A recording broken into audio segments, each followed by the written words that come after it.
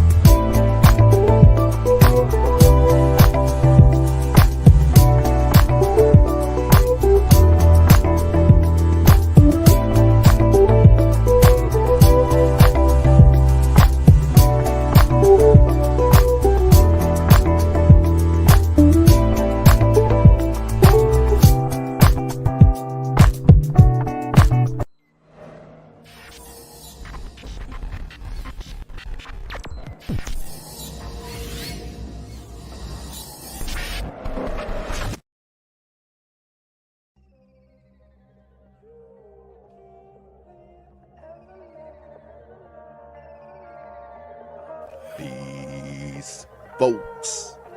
This is X from TPOT Media. Open your mind and wake your black ass up. You know what time it is. Hit that damn like button as you make your way in the door. Grab a seat, settle in, get ready.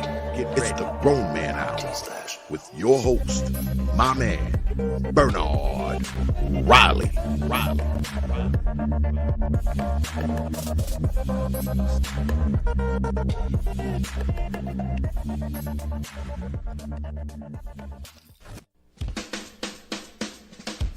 Hey, what's up, everybody? This is Mumia Obsidian Ali. You know who I am. I need no introduction, right? And you're listening to the Grown Man Hour with my man Bernard Riley, heard weekdays right here on YouTube.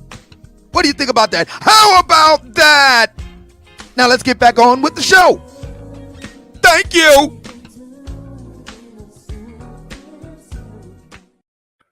What's up, good people? We are back in the building. Let's get ready to go. Let's get it. Shout out to the early bird squads, those that make it in bright and early before we even get things started. I appreciate each and every one of you being in the building. Shout out to Omega Dreads. In the building. Says, not shocked during this era of bright darkness. And I've said it before, coats are rising as society goes south of heaven. Let me make sure that y'all can hear me right. Hold on. Get this mic where it need to be. As society goes south of heaven, there's even a coat in all manner of spaces, including our sector. This stuff here ain't in our sector. But yeah, it's coats sprout up all the time, all over the place. Shout out to Snuggles668 in the building. Shout out to Rod of God podcast. Says she looks evil. I can see it. Yeah. Uneducated Lane in the building. He says that chick will rob you of everything in your soul. Yeah, I mean she had chicks worshiping her, the whole works, the whole ball of wax. Like it was crazy. But we about to be digging into that with Lil Big Nate. Excalibur in the building says salute brothers.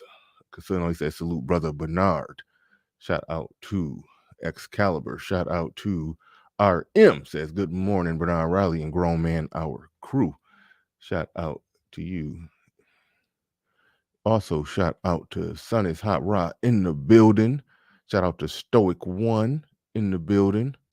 Shout out to who else we got in here? Janice Vale in the building. Saint Valoy in the building. Shout out to Kaya Do. Says good morning, Bernard, and all in the room. Soul Provider. Who else we got in here? And shout out a couple more people. Appreciate everybody who make it in bright and early before I even get things started. I do always appreciate that. Yeah, that is crazy. Tom Brady retired. I didn't see that coming. You know, he had a good season. I think they won like 13 games. I thought he was going to keep playing until he stopped having bad seasons. So that is a tactic. Quit in a time when like nobody ever saw you play bad. Like Jordan kind of had that mystique where he quit on top after he won his 6th championship. Had he not came back for the Wizards, we would just have it cemented in our mind that Jordan was just the greatest, walked off the court as technically still the best player in the league. But nah, he came back with the Wizards and ruined it. But we saw Peyton Manning fall off a cliff. We never saw Tom Brady fall off a cliff. So if he walk off now, then yeah, he was the greatest and left on top. Well, not on top in terms of winning the championship, but still at the top of his game. 22 years, like that's crazy. That is crazy. Shout out to Kaidu with the let's get active. Yeah, that's I love this saying. I like MTR always said he one of my favorite YouTubers. Some of his style is being bit, with the camera, with the up close camera work. I think I'm kind of in HD like him. Kinda. I'm working on it. I've got the same exact camera that he got. Even though I got other cameras that are supposedly supposed to be the best cameras for streaming, but they don't get the performance of this one. But shout out to Lil Big Nate, said he's on the way. So yeah, we will be joined by Lil Big Nate momentarily. We'll be joined by Lil Big Nate momentarily. He said he didn't retire. Oh wait, hold on. That can't be true. I don't know if that's true or not that his wife made him do it, but if his wife did, if he wanted to continue to play the game he loved, but his wife made him retire, Beta all day. Car designer Chris in the building, dropping a $10 super chat out the gate, and I normally don't play it, but I'm bringing it back over here. When we get a $10 super chat, y'all know how I used to do. What do we get for $10? Everything you want. Everything? Everything. Shout out to the $10 Nation. See, I didn't hear that story. That Tom Brady actually retired because his wife wanted him to do it. Like that's nonsense. But we be seeing that all the time. It be a lot of professional athletes. They be having some weak sounding stories. When they tell their story, they women be running them. It be teams that they might want to play for, but the wife might be like, yeah, but I really don't want to live in Milwaukee.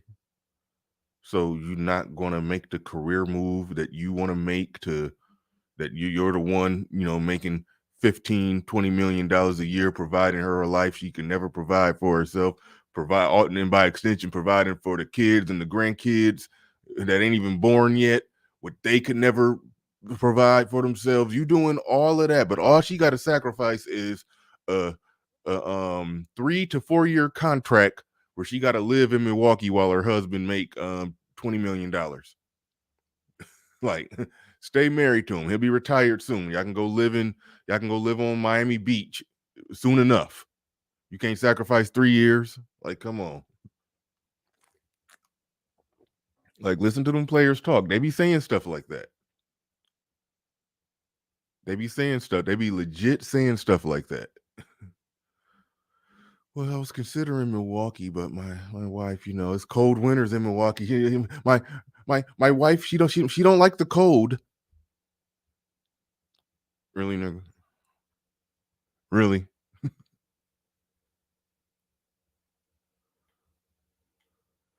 I have not confirmed that story that she actually was the one who made him do that. I have not confirmed that story. That's what I'm hearing from the from the chat room, that his wife made him retire. I don't know if that's true. I don't know if that's true. But I did know that he threw 43 touchdowns. And if you could throw 43 touchdowns in an NFL season, I mean, that's real close to 50. 50 is that gold star benchmark.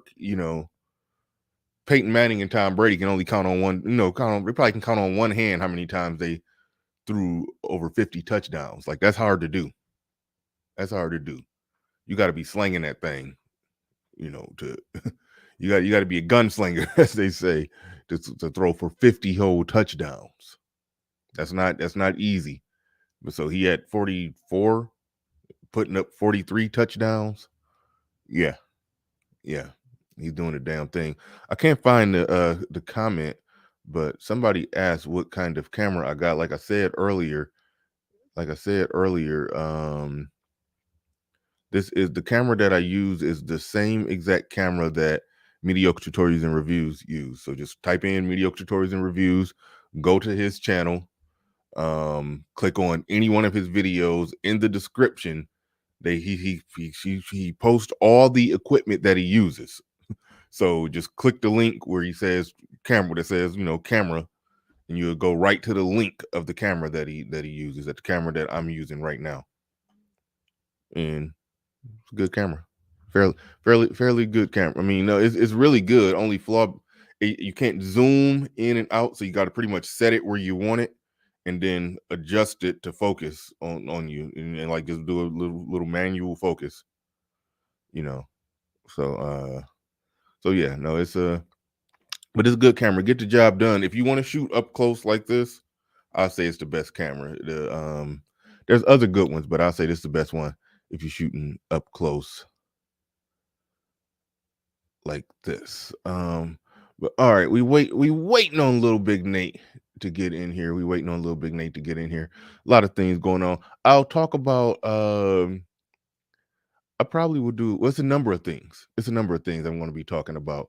One of them, I don't even want to give it away, because I don't even want y'all to look it up before I'm probably going to make a video on it right when I get off the air here today. But well, no, I'll go ahead and say it. Ricky Smiley, I know Ricky Smiley.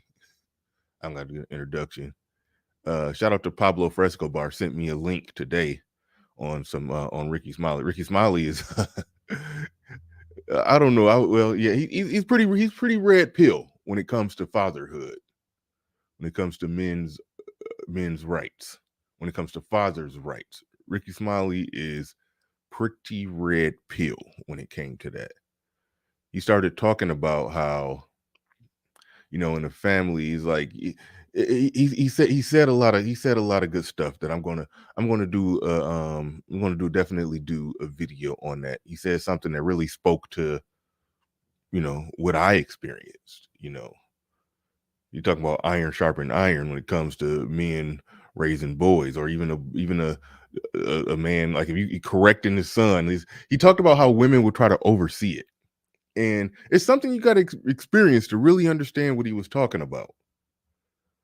There was times when I would be disciplining my son, and I love my mom. My mom was great. My mom is great. But for some reason, if she would see me getting on my son about something, she would think that she had to come oversee it. And I'm like, what is you doing?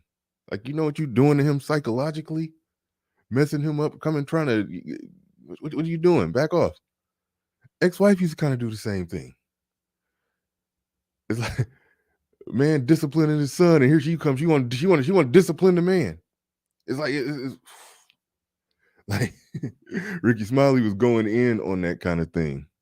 It's a blue pill gentleman who was interviewing him. I don't even know who it is.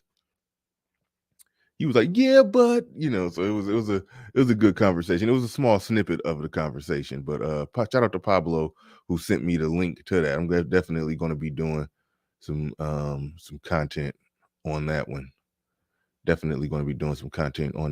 Shout out to Dr. Thunder. See you down there.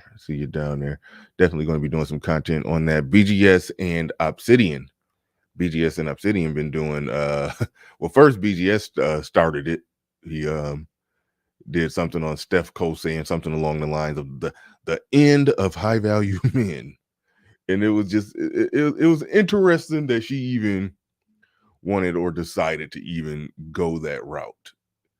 And Obsidian went in on it. I saw the beginning of what he was talking about, but I was like, I'm going to touch on this, so I didn't want to have too much of Obsidian's, uh, words, thoughts, lingo, and perspective in my head. So I backed out of watching it, but it was pretty solid. It was pretty solid from what I heard, on it. I didn't hear the whole thing, but it was definitely pretty solid. Definitely pretty solid. We got 200 people in here. Y'all make sure y'all hit the like button as we wait for Lil Big Nate. Now, he told me 10 minutes now. They be saying I'll be on CP time. We got Lil Big Nate on some CP time here. We got Lil Big Nate on some CP time. You got to get it together. Get it together. Let me see. How long ago did he tell me 10 minutes? No, he told me 10 minutes. He told me 10 minutes, 18 minutes ago. So I told him I'll start it up and ramble. But the thing is, I only had 10 minutes of ramble in me. Now I have ran out of my ramble. So I need Lil Big Nate to come on in here. Thank you for saying that, Dr. Thunder. Get the likes up. I'm about to check on the likes right now while I'm waiting for Little Big Nate to make his way into the building. I see we got 198 people in here, only 92 on the likes. I know all the people that are here this early are the people that actually rock with me for real in real life. So come on. So let's get these likes up. No reason why we got 200 in here now. No reason why we shouldn't be able to be at 130 on the likes. I'll give it 70 hate watchers. 70 hate watchers in the building that I will adjust it for. About 70 hate watchers in the building. But there we go. Lil Big Nate is in the building. He decided look, man, you decided to join us. You decided, man, what are you talking about, man? And join the party. Let me any idea what I've been through? No, man, I'm good, dog. And my apologies, man. I've tried to fire up the laptop, and I just kept getting the spinning rainbow of death. The Apple products get, and I'm just trying to get. That's the worst. My apologies. Oh no, you good. I was just talking junk during my pre-show ramble. Not a problem. I'll say this. I didn't even know that you had officially started back on your new channel. I really didn't make too much of a hubbub about it. I'm planning on going around. Actually, your channel is the first of the process. I'll be going on some other, larger channels. Once I get my numbers back up, the lovely Danica Marie's agreed to come through. Minister App will be coming through. Obsidian will be coming through. So I just got to get my numbers back up. They snatched my channel from me on Christmas Day. So. Yeah. Yep. So moderators, y'all already know what to do. I don't even need to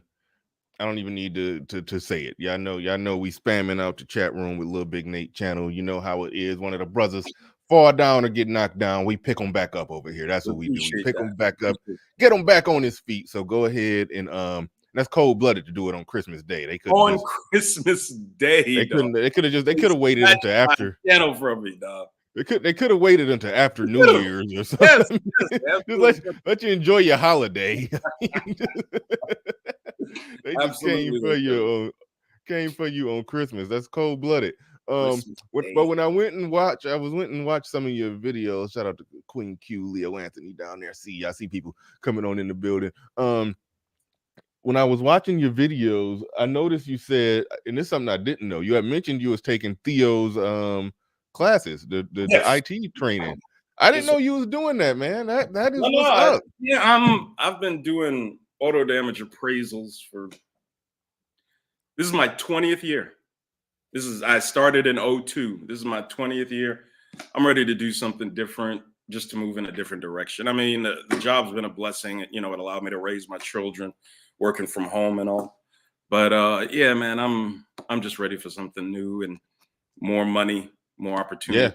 Yeah. Yeah. And how's it going? How you doing with them classes? You well, the problem is the car accident. I was out for 3 weeks. Like, yeah. yeah, So physical you got therapy. behind on that. Yeah, but I'm in the process of catching up. Theo knows, so I'm just gonna press, and we're men. We don't complain about our Exactly. circumstances. We maneuver and strategize around our problems. So Right. I'm gonna figure it out. I'm not worried about it. Right on. No, that's good stuff. One thing that I said on the show, we about to get into the topic real soon. I know a lot of y'all patiently waiting, but Yeah, most people don't know about this. This is well, in our say it blew up in like other places. It did? Okay. Yeah, like I went back to like I saw videos as early as 2 and 3 months ago talking about it, Wow. but it was like other parts of the internet. It wasn't necessarily over here. So a Gotcha. lot of people don't know about that over here. It's like it's new to us, put it like that. Well, But we know where it never has been talked about, and that's failed Black female YouTube. yeah, They don't talk about stuff like this. Yeah. right. It was never discussed there. But yeah, I hope the brothers pick up on this and do the research into the story and give their own perspective on ultimately what this show I want it to be about is how easy it is to lead women in general and particularly the ABW, which stands for American Black Woman, in the absolute wrong direction. So, these women will listen to anyone but us. When I say us, I don't mean black men. I mean proper black men. So, Right. yeah, that's what we'll talk about. Because what she did was low key the same, like what will be called like the F boy tactics. I'm trying to keep it clean. Oh, absolutely. But yeah, she did all the F boy tactics to basically get them women in, grow her following, and turned it to a full blown cult where they were made to worship her. Like it was crazy. Literally praying to her in the morning and at night. Yes. All right. Well, this stuff this was amazing, but from the start of it, the chick, I'm bad with names. Her name is Angela Vandueson. Yes, Okay, sir. That's her name. The story, as I understand it, made Rolling Stones because eventually her people came out and was talking about all the different abuses and practices and stuff was going on. How she said something about she'll groom a 10-year-old. Like it was like all kind of stuff was going on. But it started out a Rolling Stone magazine article talking about how she grew a following on TikTok. She grew a following on TikTok. I think it got up to like 100K. She grew the following. It was it was all black, pretty much all black women, as far as I understand. Well, actually, a specific subset of black women. Bernard. Okay, go ahead and explain. The BBW. Now, this acronym doesn't make any sense to me. Big, beautiful woman. I've never seen one of those. But for those who believe in the acronym BBW, let me give you another acronym I'm going to need you to believe in, since we're all about equality and stuff here. How about GUM? GUM. Great Unemployed Man. Can we do that? Can we get some acknowledgement for all the awesome unemployed men out there? Since we're acknowledging all the obese and morbidly obese, gorgeous women, can we do that? Thanks. Let's take something that we know is bad, but try to make it sound good. Yes. All the great unemployed men out there. All the awesome, unemployed, ineffectual, impotent bums that are great. But when are we going to start celebrating them, ladies? Let me know. I appreciate it. The IBM, incompetent black man. Let's celebrate him. Shout out to the IBMs out there, the incompetent black man. Yes, absolutely. God damn it! If Kevin Samuels can do it, so can we. All the acronyms and shit, sign and all the stuff. God damn it! Let's celebrate all my gum men, great unemployed men.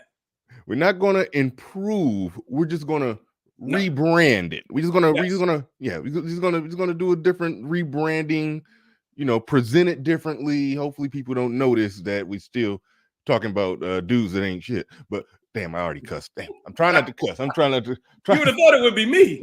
Right. Yeah, I know, Mr. Getting canceled, getting your channel canceled. I know, dog. You came on here clean. Dude, I mean, that's part of the strategy. I have to get this new channel monetized. Yeah. My channel generated tens of thousands of dollars in 9 months. This little channel, but I can't imagine how much money I left on the table.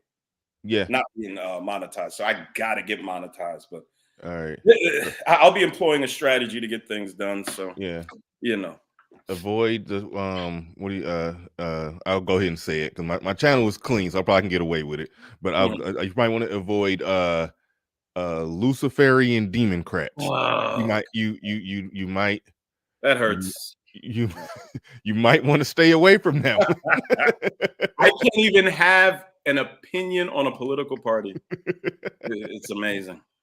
It's amazing. Man, when at the Black Manosphere meetup when you were speaking, we had bets going. I know, yeah. How long before you say Luciferians or demons? But dude, whether we want to admit it or not, this incident or this situation ties into that, and I'll be talking about that too. It ties into it greatly. All right. Well, hold on. We can get right. We can go ahead and start right there. But hold on, Prophet of Thought series in the building. Shout out to brother Xavier.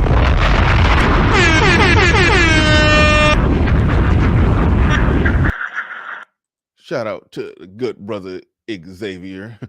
Lil Big Nate with the new icon, the new avatar, just the end now.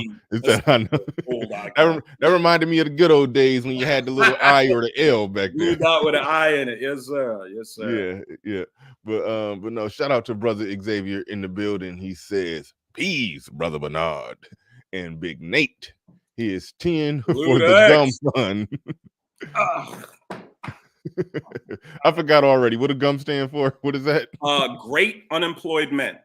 Yes, absolutely. Great, we got to big them up. Men. That's what we got to celebrate. They can big up the big girls and call it BBW, big beautiful women. We're gonna big up the unemployed among us. Absolutely. The bums, the losers, the guys with 7 baby mamas. We got to celebrate them too. Yes. Absolutely. All right, but all right. So getting into the story. Okay, well, I'll just give a little backup summary. But you was going to explain how it's related to, like you said, it's related to the BWs, the ABW, the American Black woman, in their I guess following of the, as you call them, the Democrats, so to speak. Yes. I met my quota. I can't say the demon word no more. But so anyway, this chick started a following on TikTok. It was a sort of like some BBW group sort of thing. I don't know if support group or just a sisterhood or whatever, but the person who was leading the group, she was, using all the little thirst trap tactics. Cause I mean, she had lost a lot of weight and got to be looking pretty. I guess she had on blue contacts, or she was just some rare mutant where she was, black with blue. Exactly. Go ahead. No, I don't know if she was just a black chick who just had some blue or a light-skinned black chick who naturally had never know. Bright eyes, but I don't know. But either way, she had I think like the light blue contacts. She getting all thirst trappy, looking in the camera and biting stuff like that. Yeah, biting on her lips. She was doing. I mean, I hate to even bring them into this, but she low key was doing a lot of the Derek Jackson tactics to grow her following. Let's just call it what it is. She was on that type of stuff, and then it gradually turned over time to where it went beyond her just, getting money from her followers. They started worshiping her. They and she like one, I think they said one of them at card referred to her as daddy or whatever, because I mean they was lesbians. Or one of them that was in the Rolling Stone article said she wasn't before that, but she just jumped on over there when she saw it. You got to talk about that too, B. Yeah, we go. Yeah, I'm gonna put a pin in that when we're gonna talk about that. But and then so long story short, before I pass it back over to you, it got to the point to where after after she grew, I guess, grew on him like a crush, an online TikTok crush or whatever, you know, and all kind of, you know, sexual innuendos and stuff. She like doing, you know, little stuff, you know, acting like she, you know, doing like gesturing. I don't want to Simulating, simulating. she was Strap on sex. strap Yeah, on yeah. sex. She doing stuff like that. Okay, she growing her following, no big deal. But then it got to the point to where I think one of them had referred to her as daddy, and she liked it. And all the chicks that follow her, they, you know, they were called daddy's girls, so they calling this chick daddy. And then she said, you know, basically they got to pray to her, they got to worship her, all kind of weird ritualistic stuff and everything, and they just followed it whole hog. Grew to the point where she had 100K subs and everything. Things went south eventually, but let's talk about that, because you starting to touch on how easy it is for the ABW to just get something in her head, her mind, her spirit, and just follow it blindly without even any consideration of, does this make any damn sense? It's like they, you know, I'm forgetting. I wrote something down, but they were like made to, like, you know, praise and worship her and do certain things, and they had to prove that they did it. I think it was like it was all kind of stuff. She had them doing stuff, they had to send her stuff, they had to show her. Like it was wild out. It got crazy. But you were about to make a point about the Democrats and everything and all that. Oh yeah, you know, y'all know what I have said since I've came to this space. You know, well, started coming up on panels a little over 2 years ago. I was the one that said that you know, this we all talk about BFF, but we seldom talk about its root causes. No other woman in this country has devoted themselves and pledged their political allegiance to the left like the American Black woman. 96% of them consistently vote Democrat. They wholeheartedly buy into everything the left promotes. They have bought in wholeheartedly to obesity, to that your children don't need fathers, that marriage is worthless, that men are inconsequential and don't need to be listened to. And God forbid if a man tries to control you, God forbid, because that's not allowed. Even though out of one side of your mouth you say no man's going to control you, then out the other side of your mouth you want men to protect you. How the hell can I protect something that I have no control over? But that's the logic of the ABW. And where you get that logic is by being a Democrat. You know, we're going to celebrate being 300 pounds. We're going to celebrate 80% of our children being born out of wedlock. We're going to celebrate all these murderous child deletions that we engage in. We're going to celebrate it all because it's our right as an ABW. And then all of a sudden, Black men somehow are supposed to protect you from who? The white boogeyman? No. Ultimately, the only people that you need to be kept protected from are yourselves. Okay. And we can't do that. I don't have 24 hours to sit or to babysit any female. So the intelligent move for Black men, and I'm not talking about all Black men, because there are some trash Black men out there. Mm-hmm. And I'm not, of course, talking about all Black women. I would never do that. I've caught flack for saying not all, you know. Shout out to Crimson Cure. She actually says, I'm not going to say not all. And I'm sitting there listening. She says, because you know why she said it? She said, I know why. She said the reason you do not say not all is because you give so many of them an easy out. Yep. But I'll be honest, I feel compelled to say not all. I do too, but I see the flaw in it. Yes. The second you say not all, everyone in their mind in some, you know, suspension of disbelief, compartmentalization, some way, shape, or form, they work themselves out of it, even though you could describe exactly what it is that they're doing. They'll take the evil they're engaged in and set that aside because they're not doing all the other evil. That's ultimately the problem. But you know, on the channel they took from me, I would repeatedly say, the first time I ever said it was on your show. I said, I want fewer ruined Black women. And ultimately, that is what I want. And this is not for me necessarily. This is for my son. This is for my 23-year-old son, who since he was 19 has been out interacting with girls and has literally tried to find a Black girl to date, and he can't. He has not been able to find a Black girl he can date on a consistent basis. Well, that's because you corrupted him a little bit. Yes, I corrupted him with high standards, and you don't accept nonsense from a female. You just don't. Your job is to lead her, to guide her, to mold her to a certain extent. That's your job as a man.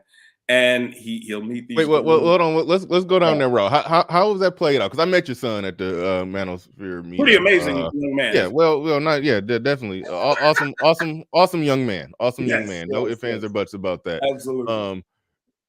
Give me a story. It don't even got to be the worst, most ridiculous story, but just what would you say is the what would you say is the average of his experience? You know, he meet a chick, you know, an ABW, and like what happens? What, you know, he's like, hey, you know, she seemed cool, and then typically, what's the thing that makes him say, you know? This is what routinely happens. He'll meet a girl at the mall. He'll decide to give an opportunity to one of the girls he works with or something, and he'll go out. You know, we'll talk. He'll go out, and he comes back. You know, a couple of weeks later, I'll ask him, hey, you know, what's up with such and such, and he'll tell me exactly what I told him when he was 14. When he was 14, I said, son, when you start dealing with females, you have to look at their social media. You look at their Vine, because that's what was big back then. And I said, you look at their Instagram. If they're doing anything inappropriate on there, there's nothing you can do with them. You leave them alone. You don't, you know, just getting sex from a woman that's dangerous. Condoms break and all sorts of bad things can happen. You just leave them alone. Leave them be. You don't try to save them. Don't try and do nothing with them. Let them be. So a couple of weeks ago by, after a date, my son's trying to get to know a girl, and I'd be like, hey, what's up with such and such? My son will say, Dad, what nothing I can do with her. That's what it was. What nothing I could do with her, Pop. What he saw? What eventually he just like opened his eyes, paid attention, and saw what? No. It's the cursing. Oh, okay. The attitude. There's nothing you can do with them. They're cute and giggly in the very beginning, and then 2 weeks in, there's this cussing that he's looking at. You know, he's been let into her social media circle, and she's doing all this filth and stupidity, and you know, he's going back in the history and sees her threatening people. I know. The young ones got that bad. When they play out all they beef, arguments, fight, everything on social media. Knows you don't touch them, let alone bring them home to me. I'll throw her out. you out of your mind bringing her around me. But he knows, nah, Dad, ain't nothing I can do with her. That's what he said. Right on. My son has been forced by young Black women to start trying to holler at Latinas. I'm dead serious. He's like, hey, now he's still absolutely attracted to Black women. Still, you know, just like his pop. You know, I find Black women attractive. That's who I primarily deal with. But yeah, Black and Latin, man. I mean, and there are a problem with homegrown Latinas. There are, but Black women are going to have to come to the realization. Jap doesn't know this, but when Jap comes on, what we're going to talk about is over the last 30 years, how much the Black man's image has improved, and over the last 30 years, how absolutely terrible the ABW's image has precipitously just dropped into hell. I mean, it's incredible if you think about it. You know, Black men's image during the 80s with, you know, the explosion of crack and gangs all over the country, you know, Menace to Society and all these other movies, Black men's image was in the toilet. And rightfully so. But now, you know, the crime rates are the lowest they've been in 50, 60 years. We all know the stats about Black men in the middle class and all the things they're accomplishing. According to the Institute for Family Studies, 1 out of 5 Black men is in the upper class. Upper class. 1 out of okay. That's One I out of gotta 5. go look that one up. 20% of Black men are in the upper class. Again, that's the Institute for Family Studies. Google it. Yeah, I'll check it out. I'll check it out because Absolutely check it out. Obsidian. It might be it might be 20% of those that are. Well, either way, I'll take it. But I'll check it out. I do want to. Yeah, I like what I'm hearing, but yeah, I definitely will go check that out. Damn, 341 people in here. That just jumped up from 320 to 340. Please subscribe. Appreciate. Yes. Make sure that y'all spamming out Lil Big Nate's channel through the chat room, and make sure I hit the like button. But real quick, we about to get back into the topic. Black Wolf Inc. in the building says, "Salute, Captain. Open your mind and wake your black behind up, baby." Shout out to Black Wolf Inc. Shout out to Dr. Thunder. Says, "Looking forward to future collabs. Let's go." Yeah, me and Dr. Thunder been tentatively communicating, so we'll be doing something pretty soon. He probably be coming back over here. I'll be going back over to his channel. It's been a minute since I've been over there. So yeah, me and I'm gonna say a little bit. Me and Dr. Thunder definitely would be collabing soon. And shout out to Snuggles in the building. Says, "What does guidance look like? Who benefits and for how long? How was this law created? And if this law is not followed, what is the blowback?" I don't know what law she's referring to. I would think natural law. I can explain that if you'd like. Okay, yeah, go ahead and hit on that. Then we got to get back into the topic because I do got a video that I want to play. Well, I got a couple points I want to make, but I do got a video that I want to play. I want to get some of your reaction to it. But go ahead and explain Snuggles' point, and then we can go from there. All right. This is something I said on my channel, the one that they took from me. All right. So what you have to consider, why most women are unfulfilled? You know why most women are miserable and miserable to be around? Because modern American women have never taken into account why they were created. Anything that's going to be successful in nature has to follow the law under which it was created. Ants are very successful because they do what ants are supposed to do. Mice are very successful because they do what a mouse was made to do. Human beings are taking it upon themselves to stick their finger in the eye of the creator and do whatever they want to do. You'll never be successful being a man trying to be a woman, because that's not what you were designed to do. You will fail. Same thing with a man trying to be a woman. Same thing with a man trying to be anything but a man. Okay. Now, why were women created? If you follow the gospel and the Injil, if you follow the Quran, they were made to bring comfort to a man as he struggles to fulfill his obligations to God. That's why a woman was made. There's no debate on that. If that's what you follow, all you Christian Black women. Right? Oh, yeah. All you Christian, I think 68% of Black women, according to Pew Research, say they're Christians. That's actually down. It was much higher than that. This country is getting less religious, but because I know or other religions, that are or no, people are going that route of spirituality, agnostic, organized religion is falling by the wayside. Well, not falling by the wayside. It'll have a stronghold. I don't think it's going nowhere, but a lot of people are stepping away from that. A lot of people are, more along the spectrum of just some type of spirituality, which opens the door for any interpretation you want. No, it opened the door for really the type of stuff we talking about, where they ended up worshiping some chick online. They said, "Oh, I'm not religious. I'm just spiritual," and all that spiritualness that they have, they put it all they put it all on some chick that they deified online for some reason. But I'm going to get in there. I got a clip of one of the women talking about her. Oh wow! I may not have seen that. Wow. Yeah, no. This is about to be very weird and very cringy. I'm about to play it right now. But do you want me to finish? I just want to finish real quick. Oh, my bad. I know I cut you off. Go ahead. No problem. No problem. Real quick. So if you were made to bring comfort and solace to a man who is struggling to fulfill his obligations to the creator, how many women consider that? How many women do that? The ABW is in a competition with her man. You don't assist us in anything. You're not even interested in men that are attempting to accomplish anything of significance until you're old and you've priced yourself out of the sexual marketplace, and now you want some quote unquote high value man. But when that same guy was interested in you when you were 22, 23, you would have nothing to do with him. No, the reason you are completely unfulfilled as a woman is because you do not follow your nature. What Snuggles is talking about, leading and advising, and that's what a man is supposed to do.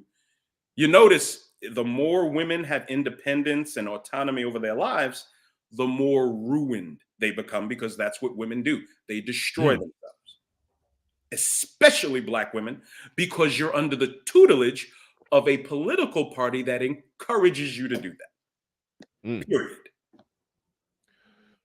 Yeah, Son is Hot Rod in the building says, shout out to the socially awkward women. I think you started something. I think you started something with the acronyms. Take something that's not necessarily good or something that's full blown bad. Give it an acronym. That's what they did with obese women. They just called them BBWs, big beautiful women. No such thing. Those of you that weren't here at the beginning of the show, okay, we're gonna just go GUM gum. What did you say? What was it? Great unemployed men. Yeah, great unemployed men. Yes, sir. Yes, sir. Yeah, that was too funny. That was too funny. I saw another super chat. In here. Who was that? Where was that? Kenneth Williams in the building says, "Thanks for the content, Bernard and Lil Big Nate." Absolutely. Yes, sir. Thank you for being here. Thank you for being here. But no, we about to wait. Hold on. Where is it? All right, we're about to look at this really quick. I'm not going to play too well. No, I'm going to skip to the end of this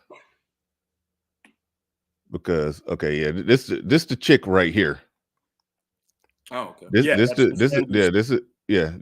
the chick right here, and but these are some of her followers who are talking about her. Now I told you it started out as just a normal social media following. She was like on some lesbian stuff, making thirst trap videos for lesbian Black women or BBWs or whatever the hell. It's hard to even wrap your mind around it, but she was doing that, and then it got to the point to where she had them worshiping her, praising her, praying to her, all kind of weird stuff going on. She had like 100K subs before. I don't know if she got taken down, because they did eventually sign a petition. It was like some of them started fighting back because they just realized TiK Toc took her down. Okay, TiK Toc took her down. Yeah. But it was some people realized, because it was some predatory stuff going on. Me too is not. No, you haven't talked about the sadomasochism, which is she was having these girls carve letters of her name into their face and into their legs. That's the part that I was fumbling trying to remember that part. I was looking for some reason I forgot to write that in my show notes. But I'm glad you brought that up. Yeah, she had them doing stuff, bodily harm to themselves, and they had to send her, either video or picture proving that they did it. Like it was that bad. It was that bad. But we're about to play a clip of some of these chicks talking. Hold on. It's called You, but that I wouldn't do for you. There's nothing that I wouldn't be for you. There's nothing that I would never, ever. These are two of the top followers. There's no hurdle that I wouldn't jump over for you. There's no mountain I wouldn't climb. There's no ocean I wouldn't swim. My existence. Pause a second. My purpose in this life. They're praying to. All right, yeah. Bernard, how many Black women have told you that? I'm curious. One. I mean, you know, How I many? mean, hey, you know. I mean, if you got it like that, salute to you, I bro. go on and pop my collar on that one. I've had one talking to me like that. Okay, hey, if you got it, you got it, man. Just one though, just one. I mean, just one. Okay, just one. one. Just one. She had 100K thousands saying that to her. Thousands. Thank you. All right. That's what a black lesbian with blue eyes and tattoos on her neck on TikTok can get from black women. Thank you. All right. Hold on. Let me back it up. Whew. Be for you. There's nothing that I would never, ever. These are two of the top followers. One There's of them no has left hurdle the cult. that I wouldn't jump over for you. There's no mountain I wouldn't climb. There's no ocean I wouldn't swim. My existence, my purpose in this life They're praying to her. is solely for you, to love you, honor you, worship you, and praise you like only you deserve. All right, that honor, worship, and praise. Let me back up from what I said. How many brothers in the chat have had black women tell them that? Worship and praise, like no, that's a little weird, but the honor type of, honor, respect, and blah blah blah. Yeah, okay, yeah, but damn, the praise and worship element of it. But Bernard, what you're missing is this: mm-hmm. They've never met. They've never touched each other. They've never done anything. Now, the relationship's been one-sided. They're donating money. They're following instructions. The women that said that to you, you had an opportunity to interact with intimately. These women are doing it just based off her being light-skinned with blue eyes. That's how insane and backwards these women are. I got something to say about that part too. Hold on, but I'm about to let me place. Well, no, before we even get into this, no, I'll go ahead and do that right now because that's something that I did want to say. Now, this chick, and the reason she connected with this BBW group or whatever, like she used to be big herself. This is the beginning of the video. This is how she used to look. Hold on, that's how. Damn, y'all can't really. Y'all can't. Can y'all see that good? Okay, y'all can see that good enough. That's how she used to look. Okay. And then she, changed herself up, lost some weight. Let me find another one. Yeah, see, that used to be her. That was her. That's her in a damn dashiki. That's a whole nother ball of wax. Yeah. But keep in mind, that used to be her. Now, camera lighting is amazing, but it looked like she did something to her skin. She was talking about, I think she used to sell some skincare products. It looked like she bleached her skin or something. This is the part that's jumping out to me. Okay. Black women will criticize black men for saying that, hey, y'all need to lose some weight. They will criticize black men for the black men who like lighter skinned women. Okay. A preference, no problem. Yeah. Now, this chick used to look like this. Okay. Now they criticize the men for liking thinner, lighter skinned women, but meanwhile, when this chick looked like this, she went from looking like this and then lost a whole bunch of weight and lightened her skin, and then now they started worshiping her. Do you see that dynamic there? Where they're going to criticize. They're going to criticize a preference of thinner women or lighter skinned women, but they have the same preference. The women who like women, when this chick here went from being bigger and darker to being smaller and lighter, she was able to get praise, worship, submission, y'all scarring yourself up for it, and like that. Like let that sink in. Black women will follow you into a wood chipper if you tell them what they want to hear. Black women will follow you off a cliff if you tell them what they want to hear. They'll follow you into hell if you tell them what they want to hear. Period. Yes. But right here, yeah, she's invisible to them. Invisible. Right there. They will worship and mutilate her theyself. But a black man says, Yeah, I just have a preference for lighter skinned women. They break out the pitchforks and tiki torches. Like let that sink in. That's The contradictions they're amazing when you think about them, though. because I don't think they'd be talking like that when she was like this, sitting there, stuffing her face with them French fries or whatever is going on. They wouldn't like that. She lost weight and got in shape and lightened up her skin, and then they became full colorist. Let's just I can't not notice that. They became full. Okay, go ahead. Miss Vandueson would charge $50 on Saturdays and Sundays to get on her Zoom call. In the Rolling Stone article, I can, and if you want me to, I can read from it. I have it up. Yeah, go ahead.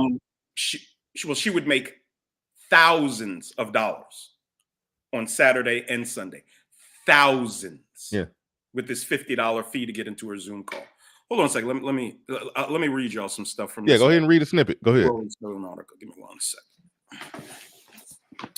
All right, let's see. Okay. It started with thirst traps on TikTok. Now she's accused of running a BDSM cult. Angela Vandueson loved big, beautiful black women. Again, no such thing. And she gained a following who would call themselves daddy's girls. Then some former adherents say she told them to hurt themselves to prove their devotion. This story, okay. When Shay first saw Angela Vandueson, aka Angela the Goddess, on her TikTok For You page last year, she was instantly smitten. A 27-year-old based in Michigan, Vandueson was a home health care aide and an aspiring natural oils entrepreneur, whatever the hell that is. But she had amassed many devoted adherents by posting thirst traps on the platform, most of which followed a specific template. She turned her steely blue gaze on the camera, usually while biting her lower lip and lip syncing provocative lyrics or simulating strap-on sex while winking to the camera. She built a following of about 50,000 followers based on those videos, as well as videos documenting her dramatic weight loss journey. A single stay-at-home mom of 2 children who's named Che. And this is one of the most alarming parts of this. And again, it ties into black women being leftists and liberals and Democrats. How do you flip-flop between who you're sexually interested in? So you go from being a heterosexual woman with children, attracted to men, and then based off some TikTok videos, TikTok videos, you abandon natural order and start worshiping this light-skinned lesbian woman. Are you serious? That's all it takes for you to begin to live your life in complete opposition to your biological design. That's all it takes is some woman on TikTok for you to venture into a whole world that you're probably completely unfamiliar with. How easy it is to lead these women to hell. It's insane. All it takes is winking into a camera, being cute, and telling you what you want to hear. And the only people you won't listen to are us. And I don't mean black men, I mean proper black men. But yeah, stay-at-home mom of 2 children, Shay, who requested her last name be withheld to protect her privacy. Hold on, wait, real quick, Lil Big Nate. And, I watched another video on this, and it was she pointed out something. I watched a few videos on this. This one might have been Pink Book Lessons. Pink Book Lessons, because she's essentially in our algorithm. I think that's how you found out about this. I love Pink Book Lessons. Absolutely. I dabble in there here and there, but gotcha. I don't know if it was her who pointed it out. I'll just give credit because I don't want to just steal the line, even though it's something that we've said before. But I give credit because I think it was her that knocked it out the park on this. When they keep referring to the girl Shay as a single mother, a stay-at-home mom, exactly, who's not married, like that.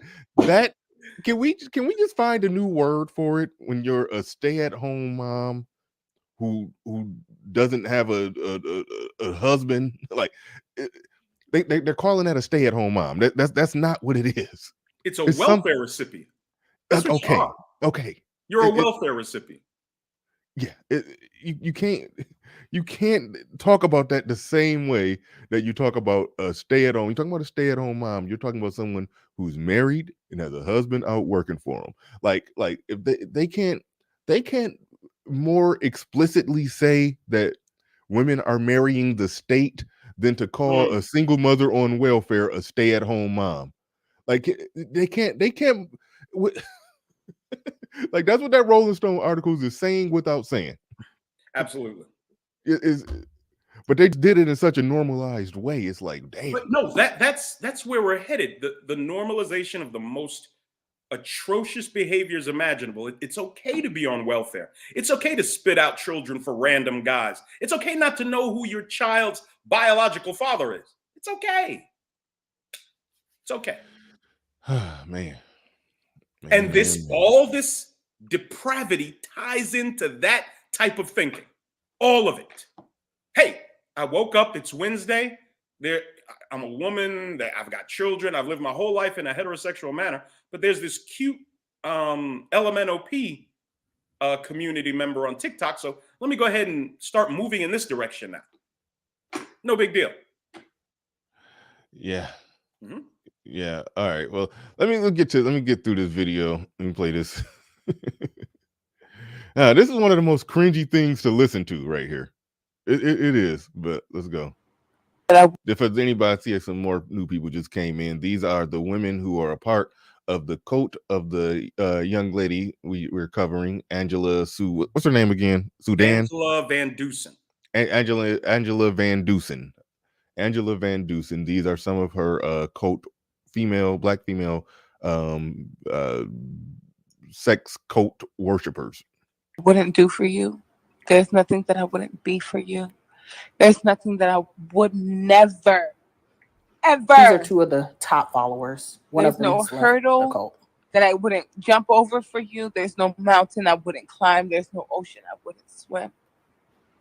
My existence, my purpose in this life, they're praying to her, is solely for you, to love you, honor you, worship you, and praise you like only you deserve. In Daddy's name, I pray. Oh my God. Amen. Amen.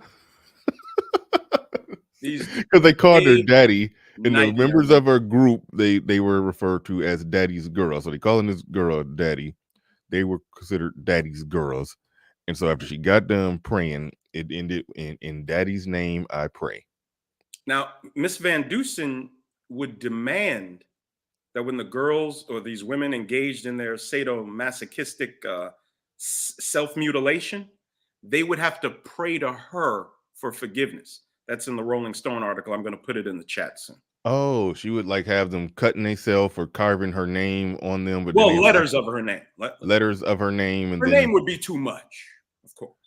But letters of her name carved into the women's faces and in their legs, that's okay. And Black women did it. Oh my God. And Black women produce in Black failed female YouTube, Baby Mama number 5 and the like. These women can produce all this content on Black men who, according to the stats, are largely just competent and handling their business. Kevin Samuels has used this equation that I put out well over a year ago. I said 51% of Black men are single and childless. 32% of Black men are married. That's 83% of Black men who are not making all of these illegitimate children with Black women. And I've been saying it ever since in this space. Kevin Samuels using, some other people starting using it. Salute to those people. But the numbers, all we have to do is rest on the facts and the numbers. There is no response. Black men largely are not engaged in any of this nonsense. That's why there is a baby mama number 5. Tonight on the Lil Big Nate show, I'm going to show you a story about this disgusting, degenerate Black male that has 40 children. 40. Okay.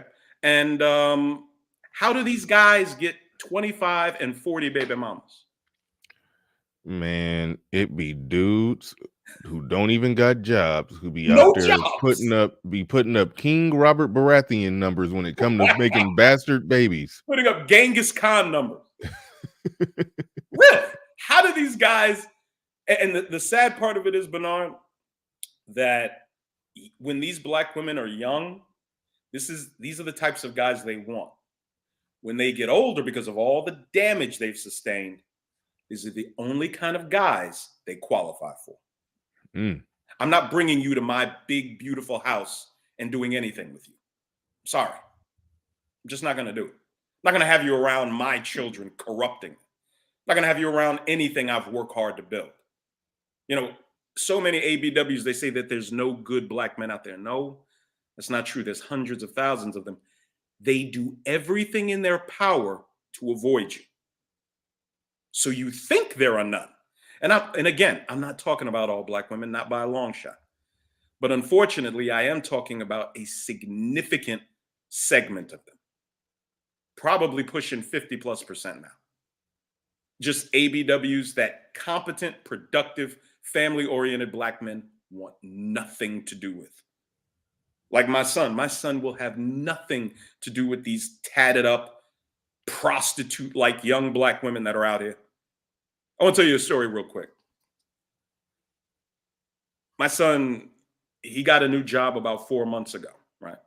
He used to work at, 4 months ago, he was working at a, pretty upper class, casual dining place, really good, clean, healthy food.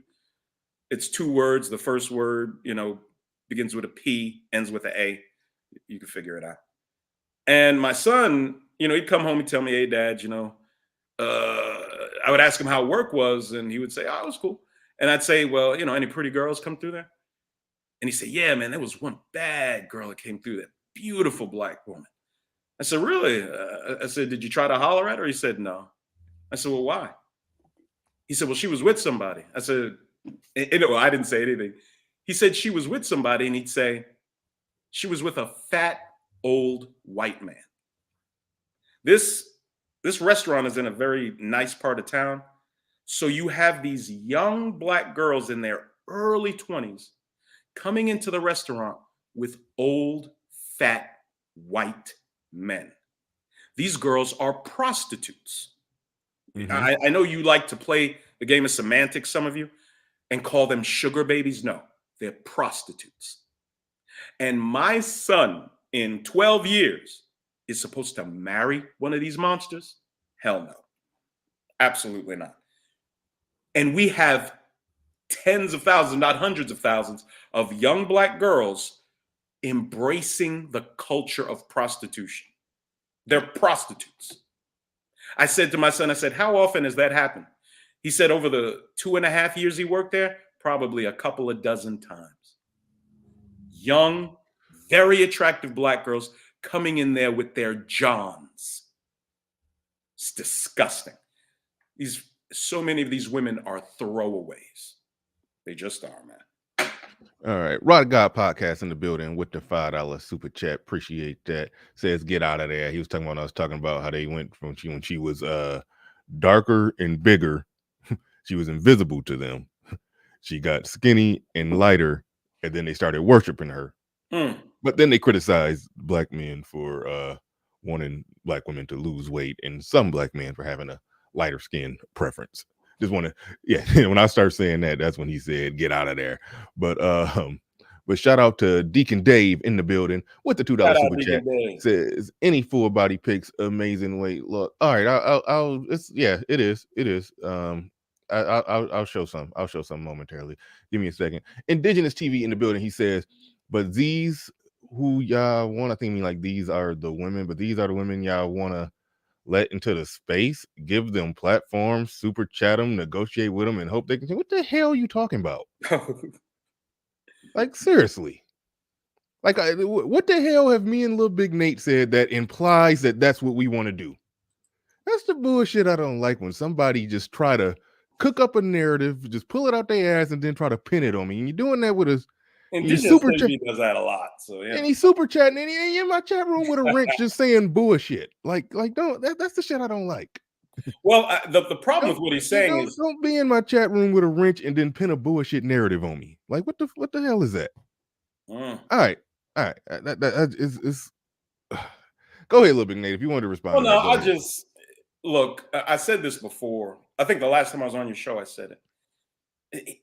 A lot of some of you brothers don't see the benefit of having women like Crimson Cure, women like Chantel Simone, Jessica X for some folks.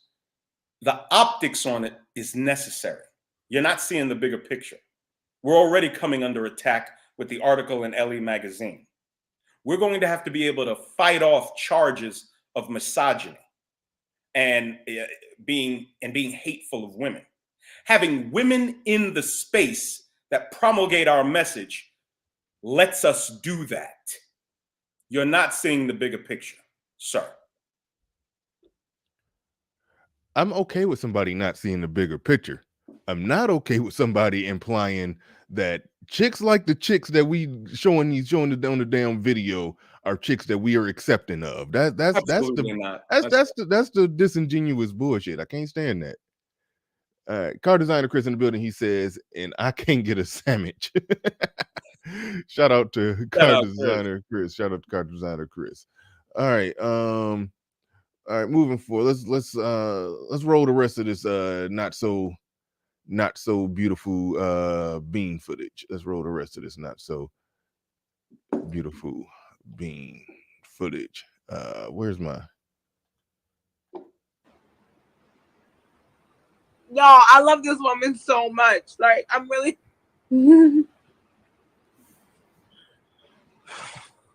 she's so freaking awesome. So awesome. Oh my god. Bunny, we are not going to cry on Daddy's internet.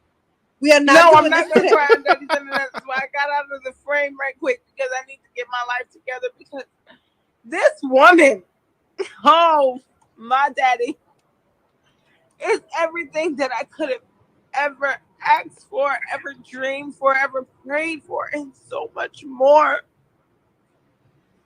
Bella, you already know. You know better than anybody how much I love her. I do know. I love you too, my perfect God. My everything, my sun, my moon, and every single star in my sky. I am your puppy. And I will never not be your puppy. I'm exactly what you expect of me, what you desire of me. And if I'm not that, let me know and I will adjust and become that. Very true. I love you so much. I'm sorry, y'all. All right, that was Cringe City right there. That was amazing. That was cringe as possible. Fawcett Media in the building says, saw this a few months ago. Yeah, I'm late to the party on this. This is all brand spanking new for me. But he said, saw this a few months ago. Angela isn't a real ringleader. Her visually less appealing girlfriend is. Yeah, I heard she got some stud-ish girl, even though she kind of like a stud herself, but they say she got some stud girlfriend. I did know about that, but I don't know how that person would be the ringleader and one person is the face of it. Like if you put that much action into it, then no, that's you. I can't. I'm not gonna absolve her of anything. Her girlfriend was okay with it, and they probably brainstormed the idea together. But the one who had to go out and perform it is the one who had the ability and the look to perform it is the one who performed it. But they probably was in it together. So I'm not gonna absolve her of anything. No. She was on it. That was a decision. He says these two belong in an insane asylum. Absolutely. I mean, yeah, this is crazy. Like it was some mental. mental like this. It was, but I mean, for the following to grow that big, like, okay, if it was small and it was just those two, it would be like, okay, yeah, them two No big chicks just deal. crazy. They need some help. But for her to grow a following that big, it just like, like, Well, Bernard, I have a question for you. yeah. If that lady that was worshiping or praising Miss Vandueson that we just heard, do you think her father got anything close to that? Just respect and acknowledgement of his work, his sacrifice. If her father was in his life, was in her life, I can think her father almost, got anything close to that? I can almost guarantee if her father, let's just say he wasn't really in her life, but he was just a regular dude with a regular job and just, had to send child support for 18 years and saw her once or twice a month. Once a month. Let's just say once a month. He would still be considered a deadbeat, unworthy, undeserving of respect. That's how a lot of them operate. If all they And getting if is he child was support, in her life, there's a chance he'd be considered that. that part too. But I'm Yeah. putting him on the edge of, if you only seen your kid once a month, unless, I mean, there's some circumstances where that may be the case, but generally that you're not on the job. So this person who she's never seen in real life didn't send no support checks. She's giving this person this type of praise and worship, and all this person has done is siphon money out of her. She had to pay this person. This person got her worshiping, and she's mutilating, and she's doing all of that. Like that's again, if it was just a couple of them, I would be like, hey, no big deal. For it to get that big, that speaks to a goddamn sickness with some of these chicks. Yes. Like it's yeah. They will follow anybody that caters, placates, that excuses and looks past their multitude of flaws. They will worship and get in line and do whatever they say, especially if they're cute and light skinned or white. Well, if they're women, but men, Derek Jackson, just completely absolving women of their responsibilities and their accountability. And there was a time when they worshiped him, do anything he told them. It's just, what are you supposed to do with women like this? There's nothing you can do, which is what a lot of black men are going to have to come to terms with. There's nothing you can do for or with women who engage in this behavior. And again, I'm not saying all black women do, but a significant contingent of them do. Baby Mama number 5 has like almost 100,000 subscribers. Not too long ago, she had a bit of content that read exactly like this. It said, if murdering black boys is not the answer, then what is?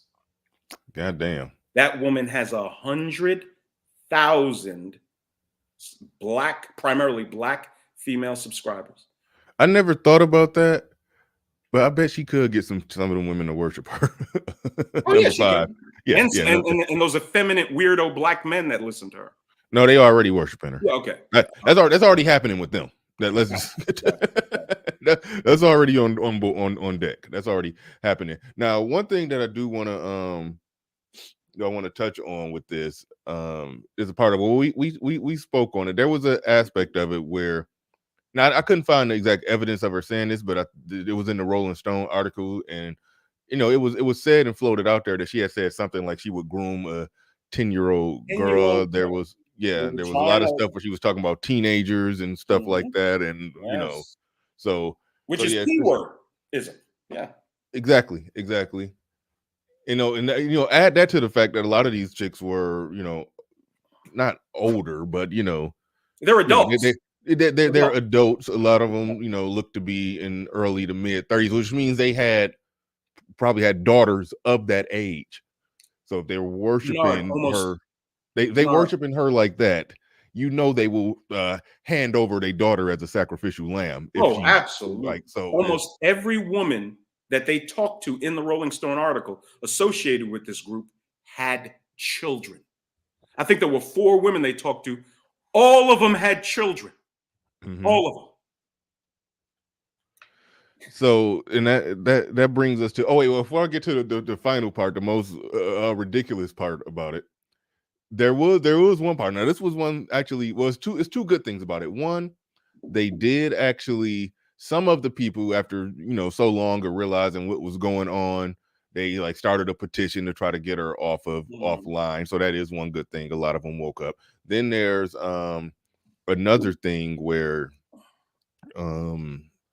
it was a situation where a father stepped in because his daughter Yes. got entangled in it. Now, I mean, if your daughter getting entangled in something like that, you dropped the ball somewhere in the preventative stage of you being a father. But at least when he caught it late. But when he caught it, he did step up and get in there. And then I think it was some back and forth between her and the father, and which is a crazy thing to wrap your mind around, because if his daughter was one of the ones calling this chick daddy, but she had an actual daddy. Have a father. She had a daddy in her life. Oh my So God. here's her real daddy, going at her cyber female lesbian BDSM daddy, cult leader daddy. It's like, that's why I said this is one of the weirdest stories that I've covered. I ain't covered nothing this weird in a while, but it was a certain amount of hope that a father involved stepped in and tried to make sure his daughter didn't go down that route. I mean, I would assume concerned parents. I mean, a lot of the people were grown adults who had kids, but I'm assuming when she started going after younger ones, I'm assuming that's where actual real parents stepped in and did something, and that eventually led to her getting taken down and everything. But this was the kicker for me, and I knew it was coming, and I think you knew this was coming. When they interviewed all the women that they interviewed that was a part of the cult, who did they blame for it all, Little Big Nate? Black men.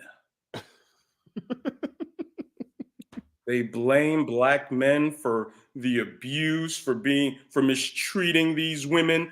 Black men not acknowledging big, beautiful women, because again, the vast majority of these women are obese women in this cult. Wrap your mind, and while you're wrapping your mind around that, Bernard, I want you to wrap your mind around this. What would be the blowback if 50 to 100,000 heterosexual black men with children started following a LMNOP black male with green eyes and light skin, biting his lip, imitating LMNOP intimacy, and was having black men carve his name into their face and into their legs. And black men were worshiping him.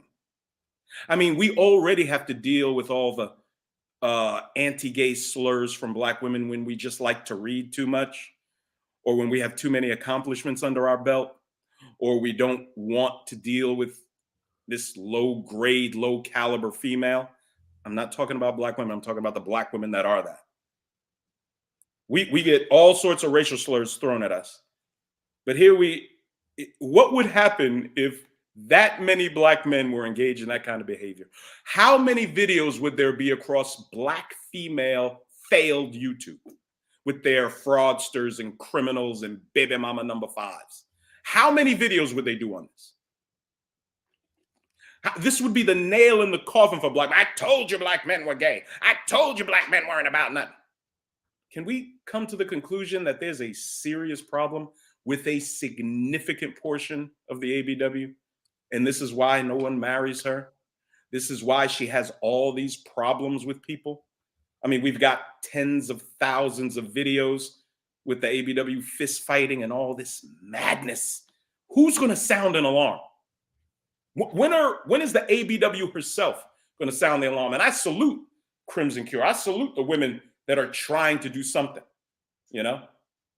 But when is Essence Magazine going to have the title of their article, hey, black women, what's going on? We got some serious problems here.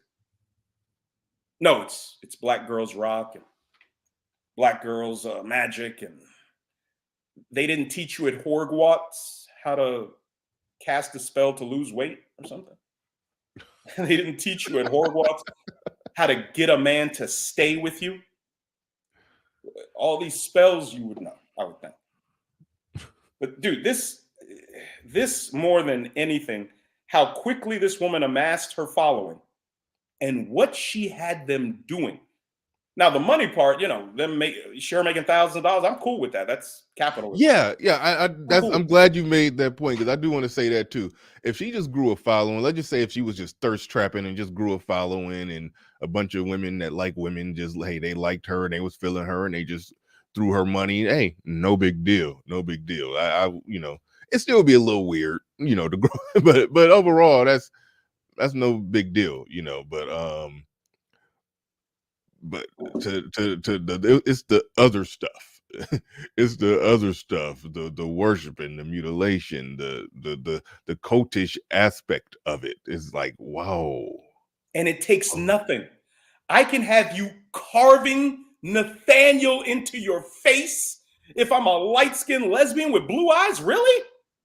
You'll carve my name into your face and send me $50. What are we doing, Bernard? This is bullshit. We need to start a cult. It's ridiculous. What the fuck am I working for? I need to start a cult. That's what I need to do. Where I tell Black women that they're perfect, they're infallible, they're all goddesses. I get you to send me $50 to get on my Zoom call, and I'll have you carve big, beautiful woman into your throat. How about that? And you'll do it because you'll follow anybody that makes you feel good. You remember in Monsters Ball? Man, gone. No. What's her name? Halle Berry. Halle Berry. She got with the white racist jailer who helped put her Black husband to death and asked him to make her feel good. That, in a nutshell, is what a lot of ABWs are like. They will go to the most wicked, demonic, evil people and just say, hey, I'll do whatever you want, baby. Just make me feel good. It's crazy. Kayadu says, Bernard, talk to Obsidian about this, and maybe Obsidian can I think she means hand this off to Kevin. I don't think Obsidian would cover this. I don't know if this is speed. I gotta see Kevin maybe doing something on this, but I don't know. We gotta talk about this. I need the brothers, please. I don't know. Content creators, talk about this story, man, please. Well, you made a good point to where let's just say it was straight people involved here. Okay. Straight, excuse me, got something in my eye. Straight man did something like this with straight women. You know, I think it would be covered more. Oh, absolutely. It would get more traction. It'd be a national story. It'd be a national story. They would be trying to bring him on all kinds of charges, especially with the stuff about, you know, targeting somebody as young as 10, and then there was some teenagers involved. Like it would be that big. It would be that huge of a thing. But they looked at this like the no Me Too element of it. None of that going on. So you can instantly see the difference, man. But Son is hot around the building. He says, so you're placing blame on Black men and not the fact that they're craven and lazy. Shout out to you. Appreciate the super chat. Who else we got in here? Matt from Tinder. That's a funny name. Sounds like a poor BBW version of the I don't know what that is, what quote that is. I've never heard of it, so I don't know what you're talking about there. Indigenous TV in the building. You almost made up for your previous bad comment when you said Lil Big Nate looked like Mike Wilbon. That was actually pretty close to accurate. Who's Mike Wilbon? He's a ESPN commentator. Oh, Yeah. Oh, interesting. Appreciate Indigenous. Yeah, he says many of us want to. I think he means once. Many of us want. What is it? What is that? I can't even see what that is. Is that an emoji of black women, or many of us want a cape? I think those are heroes with a cape on. Many of us want to. I don't know what he's trying to say. Many of us want a cape. I'm just going to assume when we should be running far away from the American black woman, Wicca, tarot cards, voodoo, and now sex coats. Run, run, run, run. Yeah, those that will cape for this, those ones don't get no run over here. Those that will somehow figure out a way to cape for this. No, like, so that's that's just beyond the beyond. But there are some who will cape for it. Rolling Stone, did everything they could in the article to not pass too much judgment. I mean, dude, I agree with whoever the gentleman was that said, well, I agree and disagree. You do have to avoid a significant portion of the ABW. You have to avoid a significant portion of Western women, period. Yeah. You do. They are thoroughly corrupted. The way they think, who they pledge their political allegiance to, it destroys them.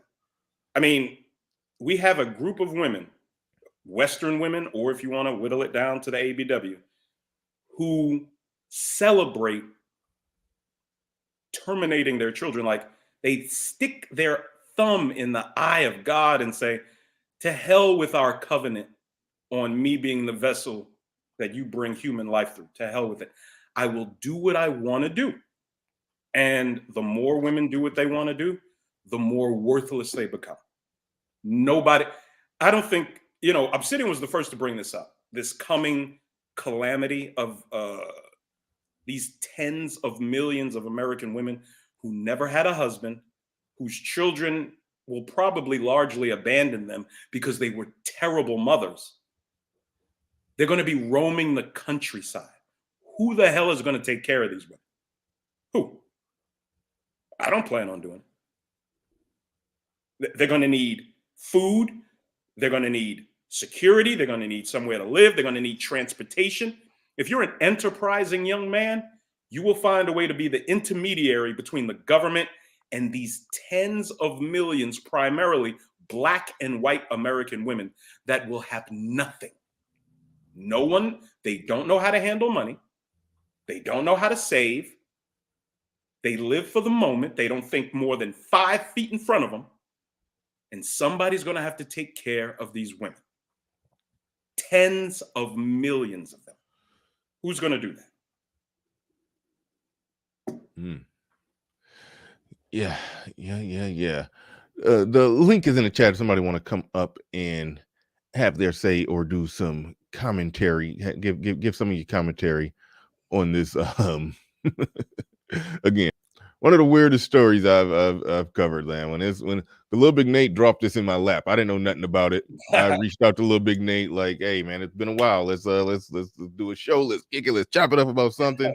I didn't even realize you were back doing content on your new channel. So it kind of worked out that I reached out to you right at the right time, I guess. But then when you dropped this in my lap, I was hesitant at first, but I was like, this is just too crazy. I gotta go. I'm gonna go ahead and go dive into it. I did my research and was like, whoa. And again, the most amazing part is what these women are prepared to do based on how somebody looks and talks into a camera. You're willing, Bernard, also, we haven't spoken about the fact these women have children. Oh yeah. Probably the majority of them do. And they got $50 to send this chick on Zoom. They got money just to be doling out to this broad. The Shay chick is on welfare. But right. You got money to send this woman. That's our money. We're funding Miss Vandueson. Yeah. Amazing, though. It's crazy. Matt from Tinder says it is pronounced Nexum. Hollywood actress carved their sex leader's initials in their thigh. Huge story for MAGA deplorables. Smashville actress was in it. Wow. Yeah, I didn't know about that. Says, where could I find a full video? I put a link in the description of well, I was trying to put a few links in the description of other people that covered it. I put Pink Book Lessons covered it, so I did put her video in the description. I'll put the Rolling Stone link. And I think that Rolling Stone link is in the description as well. Nexium, I think. Okay. Nexium. Thank you. Said Bernard still got it wrong. Nexium. Thank you. Do appreciate that. The link is in the chat. Anybody want to come up and have you say, oh wait, no, RM got it right there. RM just put it right there. So yeah, I tried to make sure I put the links in there. Somebody's asking a question. ABW, that's American Black Woman. Kayadu, you are welcome. You are most certainly welcome. And those of you who are coming on in late to the show, late to the party, make sure you hit the like button. We've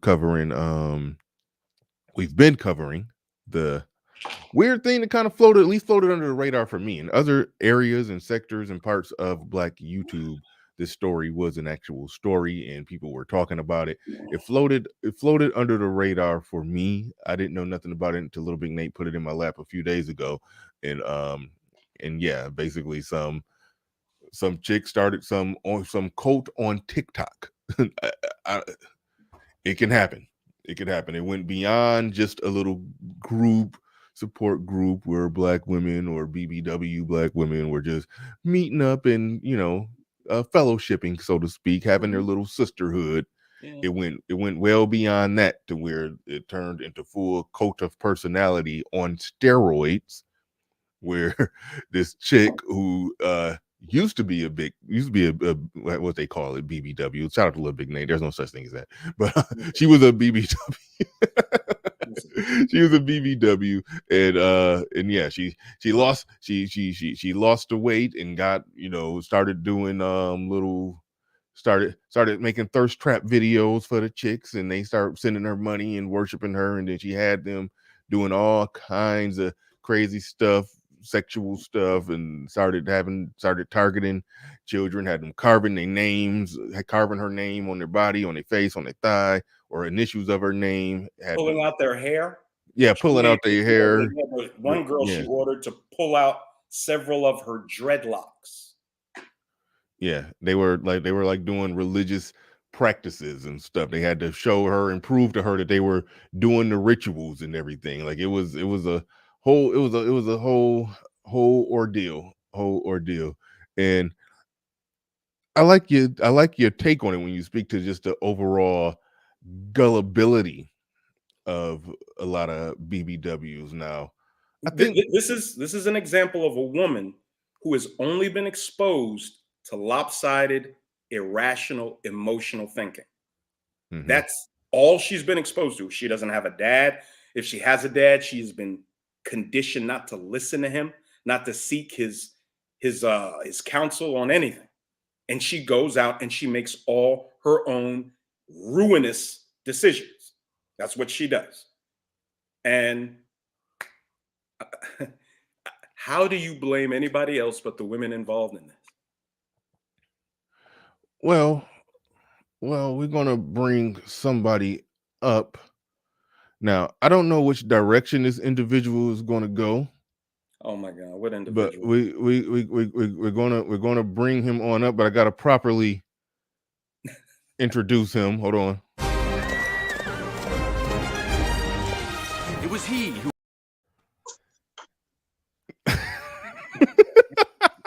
JSP, what's going on?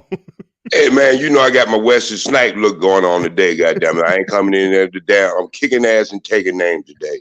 Mr. Speed, how are you? What's going on, little kick, Nate? What up, man? How you doing? Hey, what's going on, man? I like some of your points you make with this, but then as always, hey, but now before I get into this, I did check out Saint and Sinner. I disagree with him just as much as I disagree with you sometimes. He's not my type of, no. He's way out there. Why are you saying that? Did I tell you to go check him out or something? No, you said did I know him? I think you said in the background, well, yeah, he know him. I never even know who he was, and I looked him up. Oh, I don't even remember us ever mentioning him. I mean, I mention him every now and then when he come up, but I don't remember me directly mentioning him to you. I mean, he's a solid content creator in this space. I mean, he's black space, meaning black YouTube, not black manosphere. He's something different, but he's entangled into the manosphere algorithm to some degree. But no, he makes solid content, but he's done some crazy stuff this weekend. Oh, I didn't know he did crazy stuff this weekend. I was talking about all he tried to have a show like Fresh and Fit, and the girls start fighting and all that kind of stuff. Oh, yeah. I'll go check that out. I think based off one of the titles, I think Myron recently got shoved himself on their show. But Fresh and Fit, they bake it into the cake. They know that a percentage is not going to be able to handle the conversation, and the chick is going to blow up and blow a gasket, and they average that into the equation, and that's part of the show. So I don't even trip. But I don't know what the deal was on with Saint in the Center, but it does say something, because when I watch Fresh and Fit, and I've watched some of Saint in the Center when he's been having women in there, they're not saying something. They're not saying things that should elicit violence. They're saying things that should elicit disagreement and maybe even some passionate debate. But the fact that chicks are getting violent, that really says something about the nature of that is not used to being disagreed with, corrected, checked for anything, or they get out of line and the dude says, you got to get out of here. This is my place, this is my house, this is my business, this is my platform. You're not doing something that I expect you to do, require you to do here. You got to get out. And they can't deal with it. I want to disappoint it. I don't want to disappoint none of y'all, but it was a white woman who was starting to fight. No, anyway, hey, you know where I'm at with it. There's Karens out there. We know that there are Karens out there. Yeah. Okay. Yeah. Okay. So reason why I say what I said. Hold on. That's a fair point for some people in the chat room, like the person who's saying, like I think it was Indigenous TV. He was like, run away from. He didn't use. He technically used the word all. Yeah, pretty much. I will just say he used the word all, and that's where it gets ridiculous. Because if you're saying all black women are like this and are bad, but he said go deal with white women, and then you're it's almost like the old adage in this space: you're red pill for black women, but you're blue pill for other women, which means you're going to open yourself up for the same nonsense that you were trying to avoid with black women. Where it's behaviors that you need to make sure that you're weeding out, that you're checking right at the gate, that you're right at the door, checking the behavior, vetting the behavior. And when things ain't going right, you see what the deal is. You see this chick showing you who she is. Hack her from the team. Cut her. Immediately cut her. That's the name of the game. For me, it ain't skin color, it's behaviors. Thank you.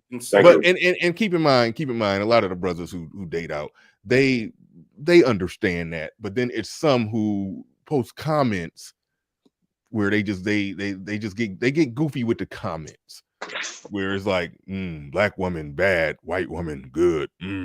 They just get real ignorant with it. But a lot of times, hey Bernard, go ahead, Bernard. I don't want to because people always say I try to change the conversation. I don't want to get into too much. I ain't trying to kind of change. I want to show you something before I go into I'm going to show you something right now. Okay. Mm-hmm. All right.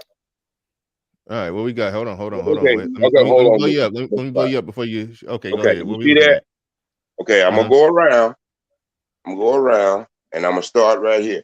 Those was a bunch of look like some cassette tapes. They don't sell those. No, Bernard. No. That's the album you dropped back in. I look like cassette tapes for the album you dropped back in. For the album you dropped back. You look right there. Oh yeah. What am I looking at? You're looking at medication, bro. Okay. Boxes of medication. Oh, okay. Okay. Now, here's the paperwork, but I'm showing you all the boxes. I deal with people who have mental challenges. And this is why I say y'all get off sometimes with putting everything in the soup bowl. It's because if you take most of the people who have mental cases, with mental challenges, most of them are overweight. That's number one. Number two, there's people who follow when people like they follow anything, and this is what we don't talk about enough in our community, is the mental of our community. And then when you try to put it into normal dating scenes, see, this is where you throw me off track a little bit. Because there's a very serious issues in our community when it comes to mental, because we don't like to go to the right professionals to get evaluated, men and women in our community. And I think when you throw all this in together, I guarantee you a lot of her followers were women who had mental challenges. Wait. I know you ain't gonna get along with that a little bit, Nate, but see, this is what profession I'm into now. Okay. Okay. All right. I can look at you. Wait a minute. I can look at. Okay. We acknowledged that, like, for example, the video that I played of those two chicks, I said they need they need help. Like, they need legitimate help. And I think if it was a smaller amount, I would be like, okay, those are, and I said this, those are just a few people who definitely need some mental help, suffering from some type of mental illness. I think the study is, I forgot what it is, the 25% or 50%. Nate, you probably know how many women are in this country are currently taking medication 25%. For 25%. And then that's just with all women. We don't know how high it is with black women. And the most important thing, we don't, really I think don't know. that's what should be done. Hold on, real quick. We don't know how high it should be, because there's a lot of people walking around up there undiagnosed. Right. So totally right. That's the issue. We get that. We get that. We didn't deny that part of it. Like, something like that don't happen unless there's some serious unchecked mental issues. But that don't mean the problem isn't the problem just because. No. I'm not evading the problem or avoiding the problem. What I'm trying to say is this stuff is so prevalent in our community that there are more people need to be in these types of medical evaluation than there are people who are already on some type of mental challenges, stimulant drugs or whatever. I mean, our community, when it just comes down to health in the first place, men and women, we are totally under the bar. Totally under the bar. And I can say to this to Nate right now, I can look at you right now, brother, and I guarantee you outside the line, I can tell you things about your body right now that you wouldn't believe that I know just from looking at you. Hey, I've been doing this for 40 years, bro. And so what I'm trying to tell us, we got to look at certain things in our community when we start having these kind of discussions and topics, because then we get into, this is done every Sunday on churches. I mean, then we had to get into, there was a woman who was, I think a woman or a man who was charged doing one of the same things y'all discussing right now. I mean, actually was charged in court, had somebody kill themselves or hurt themselves. And I think this story was about 9 years ago. So what I'm trying to say is, these are not the greatest examples of what we're trying to go and what we're trying to talk about. I'm just my personal opinion. We don't use these type of examples to try to say what our point is and what we're trying to say to black men. I'm sorry, and maybe you look at it a different way, but I look at it in that way. I'm saying we got enough problems in our community where we do have dating problems, where we can really sit down and talk to women who seriously have dating problems in our community with black men. We weren't really talking about dating in this show. Okay, can I chime in? But I'm just saying these women makes examples of other. It was he who. Beta. Other examples. We're gonna pass it to Lil Big Nate. Yeah, can I chime in? Because what OG said. What OG is doing is giving these women an easy out. All I hear is more victimization, more leftist nonsense. These women are moms in their 20s who have decided to follow a sadomasochist online. Coming up here talking about all the mental issues in our community. Stop this nonsense. What you do Mr. Speed, a lot of times is nonsense.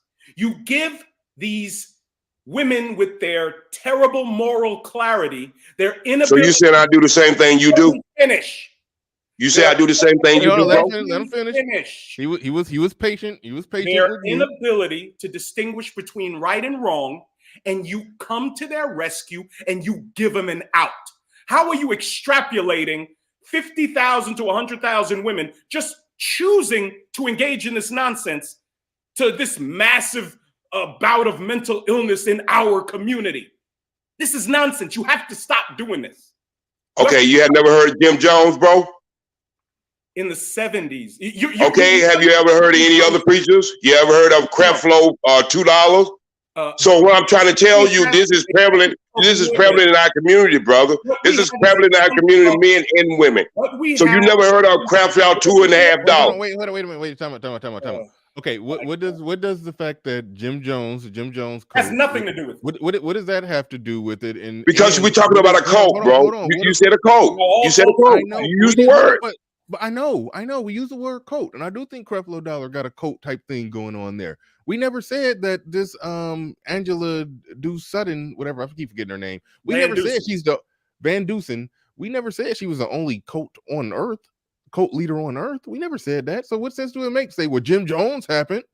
It's like it's just a deflection. But I was telling you, I was hoping Nate didn't know about the case that the person killed themselves with this same kind of stuff. There was some kind of game. I don't know what it was. It was some kind of game.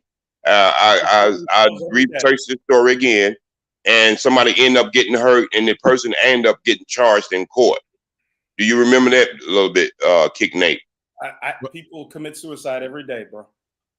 No, I'm saying it was due to a fact the person had a big following the same way, and they had people doing certain things as this woman did. Look, see, the thing about you, what you try to say to me, it wasn't really pertaining to me because I don't give bad behavior any easy escape, bro. That's exactly. You don't know me. You don't know me. You don't know what I do.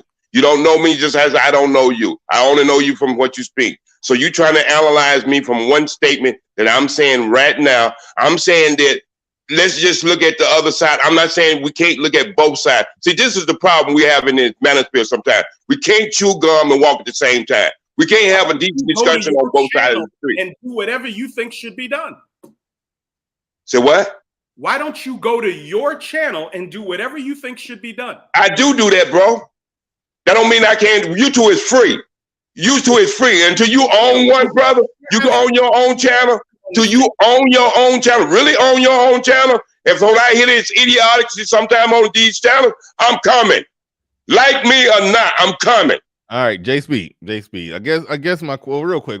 E Black TV in the building. He get your cake out of the dry cleaners. Yo, hold on, wait, time out. Your medicine working? Let's time out. What medicine?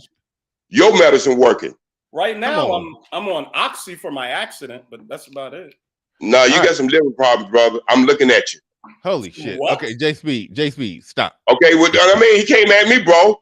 Then I'm gonna come at him professional. I mean, he said you got a cape on. You said yeah. So he came at me. I say he got some liver problems. I'm looking at him. I don't have any liver problems. No. You have immune problems, brother. You won't say it, but you do. I'm looking at you. I have liver problems. You can eyeball a liver problem, J Speed. You tell him go have a check, and tell him to come back with you with the results. He ain't got to come back with me. Come back with you with the problem. Okay. All right. Let me read my super chat. I can't. Okay. All right. E Black TV in the building. He says, y'all say no to ratchet women. E Black really can't. Shout. I think that was a Juicy J line, if I believe it correct. Says LOL. What up, BR and Nate? Yes. E Black TV is a good, solid, upstanding brother who like to dabble with the ratchetry when it comes to the women. I can't. I be trying to help him. He ain't changing. He like the ratchets. Shout out to E Black.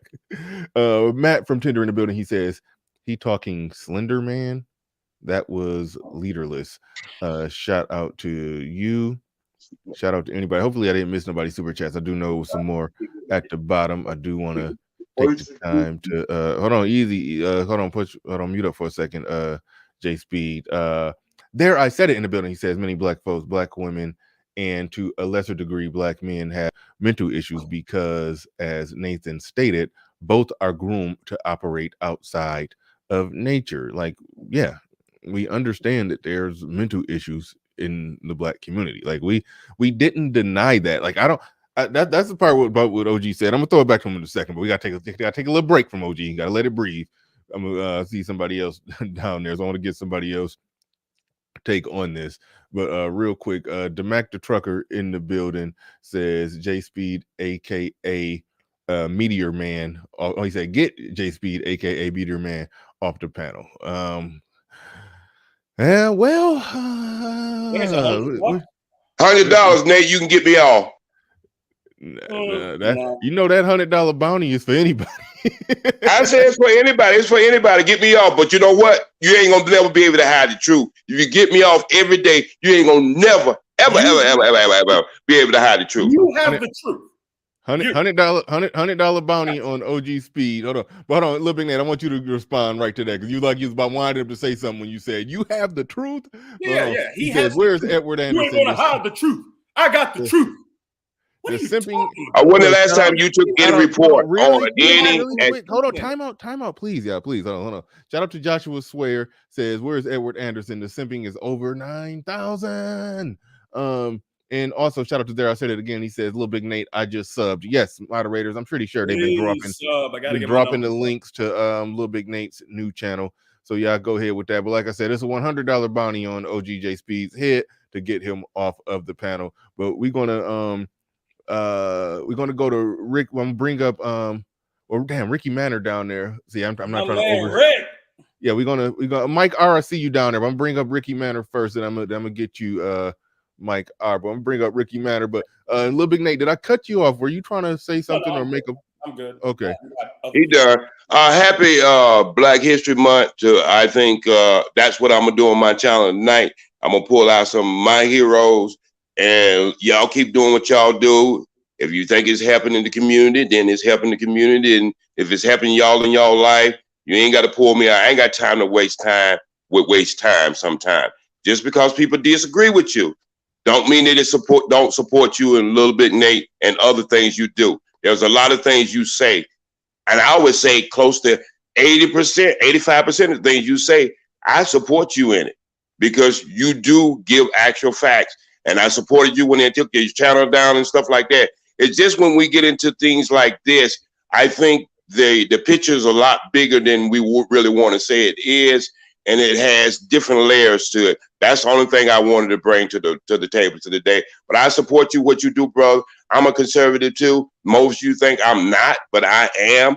But I'm a conservative because black people pretty much was always conservatives in this country until they start giving away free stuff. Y'all have a good day. Peace, love, and always search for the truth. Don't be making good points like that, OG J Speed.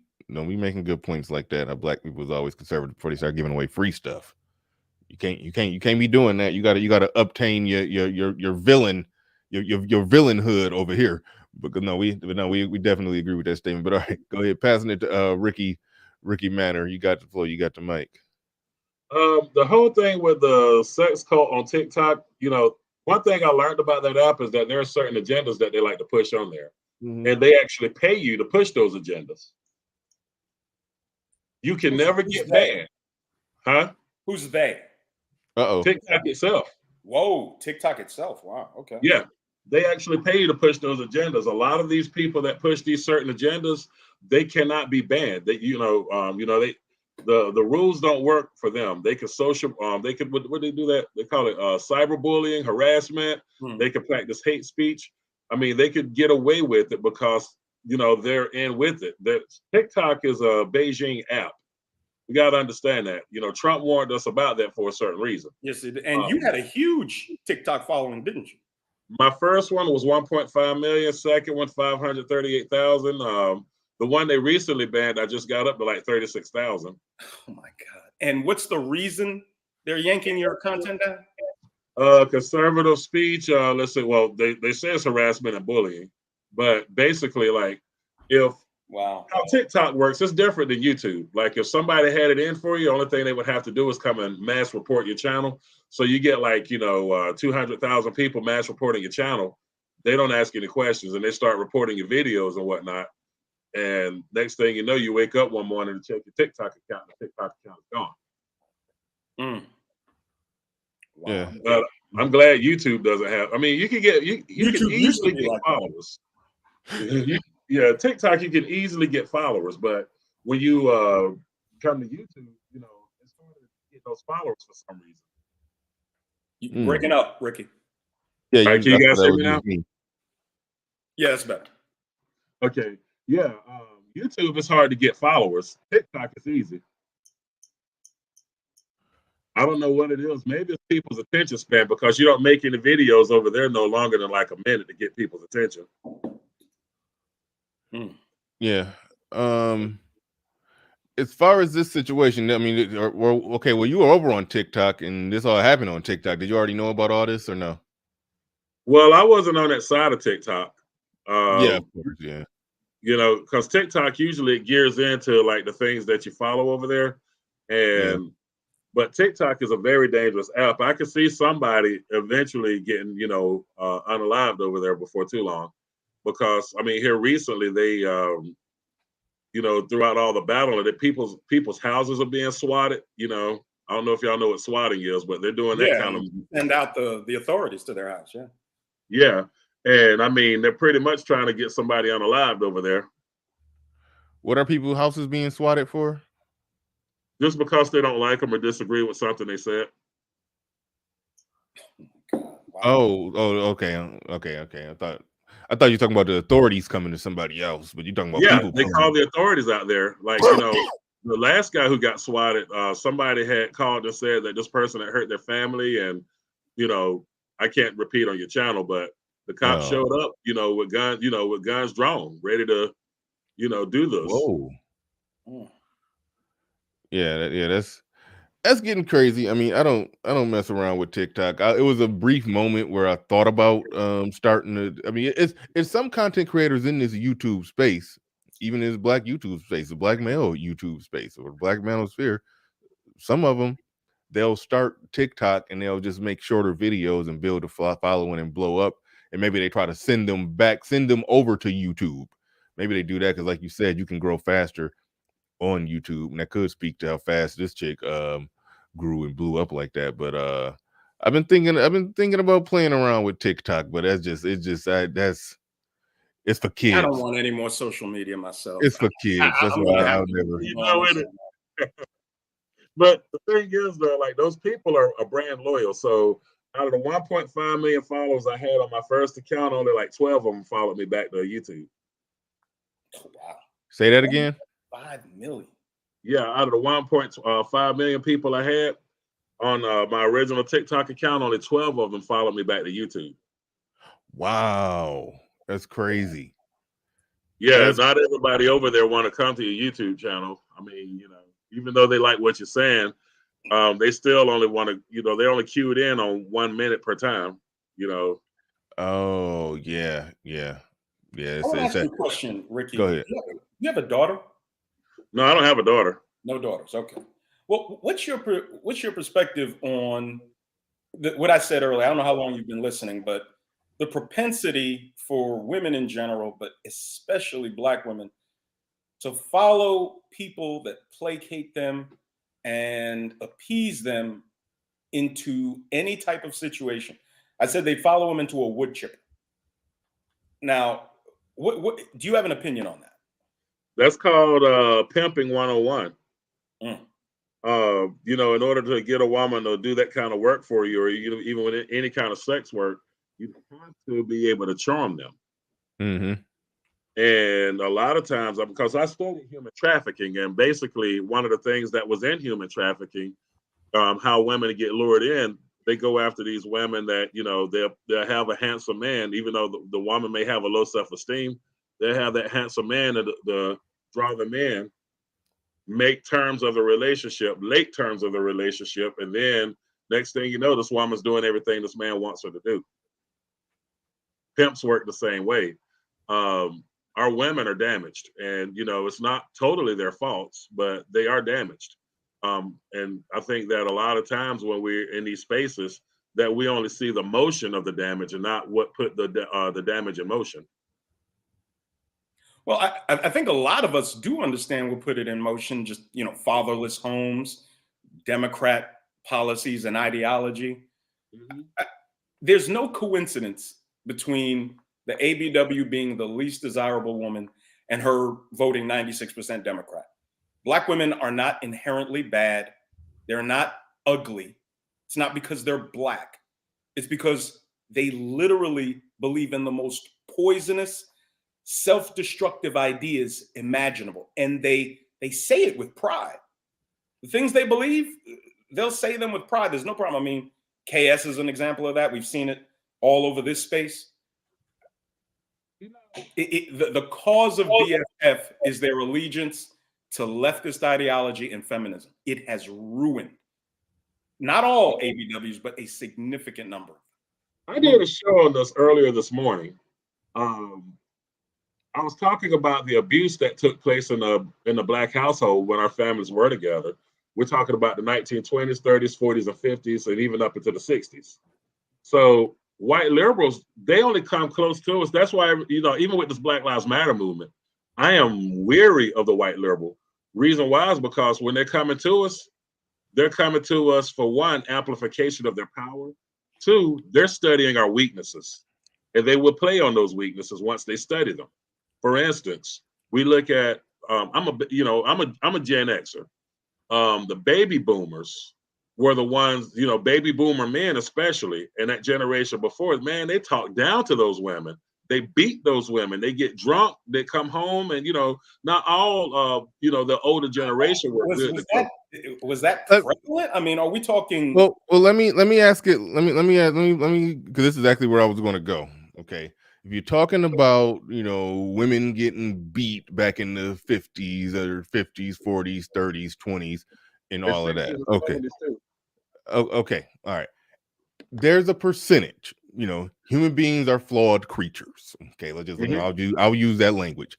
There's going to be a percentage of domestic violence. That's it. No matter how good of a job we do in society, there's going to be a percentage that's going to happen. That's baked into the cake of human beings. So if you have more domestic relationships, just like because it was more marriages back then quite naturally there's going to be more cases of domestic violence. And it's so, but I don't think that it was something going on different to where the average man was just somehow genetically hardwired or just fueled with just this, I'm gonna beat the bitch ass when I get home. No, I just think that there's a percentage of men who are violent, and of that percentage of men, if you raise the percentage of marriages, then unfortunately the percentage of people that get beat up in a relationship won't go up, but just the number of people who get hit in a relationship will go up. Why? Because there's more relationships. So I think people misanalyze that when they try to say that, oh, well, these women were getting beat up back then because they had they weren't able to go work their own job or get out of the relationship or do this or do that. As if I mean, it's not. Well, let me just finish mine. I'll pass it right back to you. I don't think it's the case that just because a woman is in a situation where she don't have as many options or to where she could, take care of herself, that's not going to make me or a man who's not violent all of a sudden become violent. The men who are violent when women have the ability to walk and leave and do what they want to do, they're violent today. And that same percentage of men, that same type of man was violent then. He was violent then, he's violent now. So I just wanted to throw that out there in response to the violence that took place, in the 20s, 30s, 40s, and 50s. But go ahead. We're talking about like the late 60s, early 70s. Now, this is where these this is when those government programs came out, right? So now we're talking about, okay, Black men not being able to provide, not at the magnitude that we are today. We didn't have all of this affirmative action and stuff. We wasn't able to provide the lifestyle. Why is providing a lifestyle necessary? If we're talking about a family and we're talking about whether it's one just a man working or just a man and the woman working. I mean, everybody don't got it like that to where, and every woman don't got it like that where she'll get with a man that can provide a lifestyle. Most women are in a situation where if they can just get with a man that can maintain running water, electricity, roof over the head, then that's the best they can do. It's some women who can do better than that, and they probably not. They probably not as obese as those women who was worshiping old girl. To segue back to the previous discussion. But, hey, what's up, Bernard? What up, Officer Faulkner? Okay, let's wait. I'll let Ricky Manor finish up his point. I then, just had I'll pass it to Officer about Faulkner. that domestic part because. Wait, hold on. I know you came up for that, but I don't want to cut Ricky Manor off. I want him to finish his point. Then I'm gonna throw it to you, Officer Faulkner. Go ahead. But I will say this though, I mean, one black man could do something and the whole race will look bad, or one group of people could do something and make the one person out of a member of a group could do something and make the whole group look bad. So basically what we were dealing with in the 60s was this gender war that wasn't even our problem. The white woman wanted the spoils of the white man's victories and pretty much approached the black community as in, you can have this too. Only thing you have to do, is make your voice as loud as ours. That black man ain't gonna let you speak up like that. Then get rid of them. We got your back. Here's your free food. Here's your housing. This, that, and the third. Right. So nowadays, what we're seeing is the motion of the faults that our community had in the 60s. We wasn't able to provide what we had. We were scrambling for resources. We didn't have those resources then like we have nowadays. And real quick, to kind of push back a little on what Ricky was saying, my mom, I was born in 74. My mom, I think, got with my father in 69. My father was a street dude, a criminal, and was very abusive to her. She chose him. She wasn't forced to be with him. That's the kind of man she wanted. So when we talk about these women and their abusive relationships, oftentimes that's the man they want. As far back as the 50s, 40s, 30s, some of these women want these types of men. And there's nothing we can do about it. That's what my mother wanted. And she got it. Period. All right, Officer Faulkner in the building. Go ahead. You got the floor. You got the mic. Whoa! There you go. And woo! I got you. I'm just gonna say this. That's some lying feminist bullshit. Okay? We're not gonna sit here and act like these women were all streaking violets. Because guess what?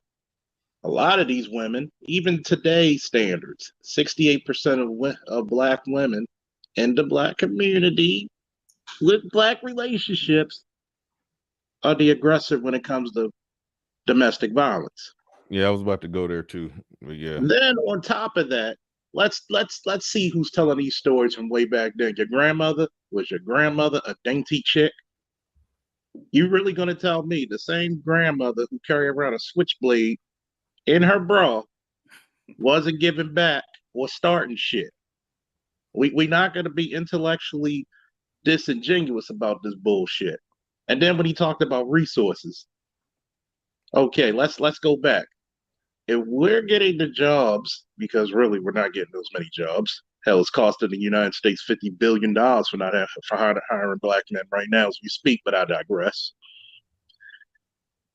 And you're going to tell me we had less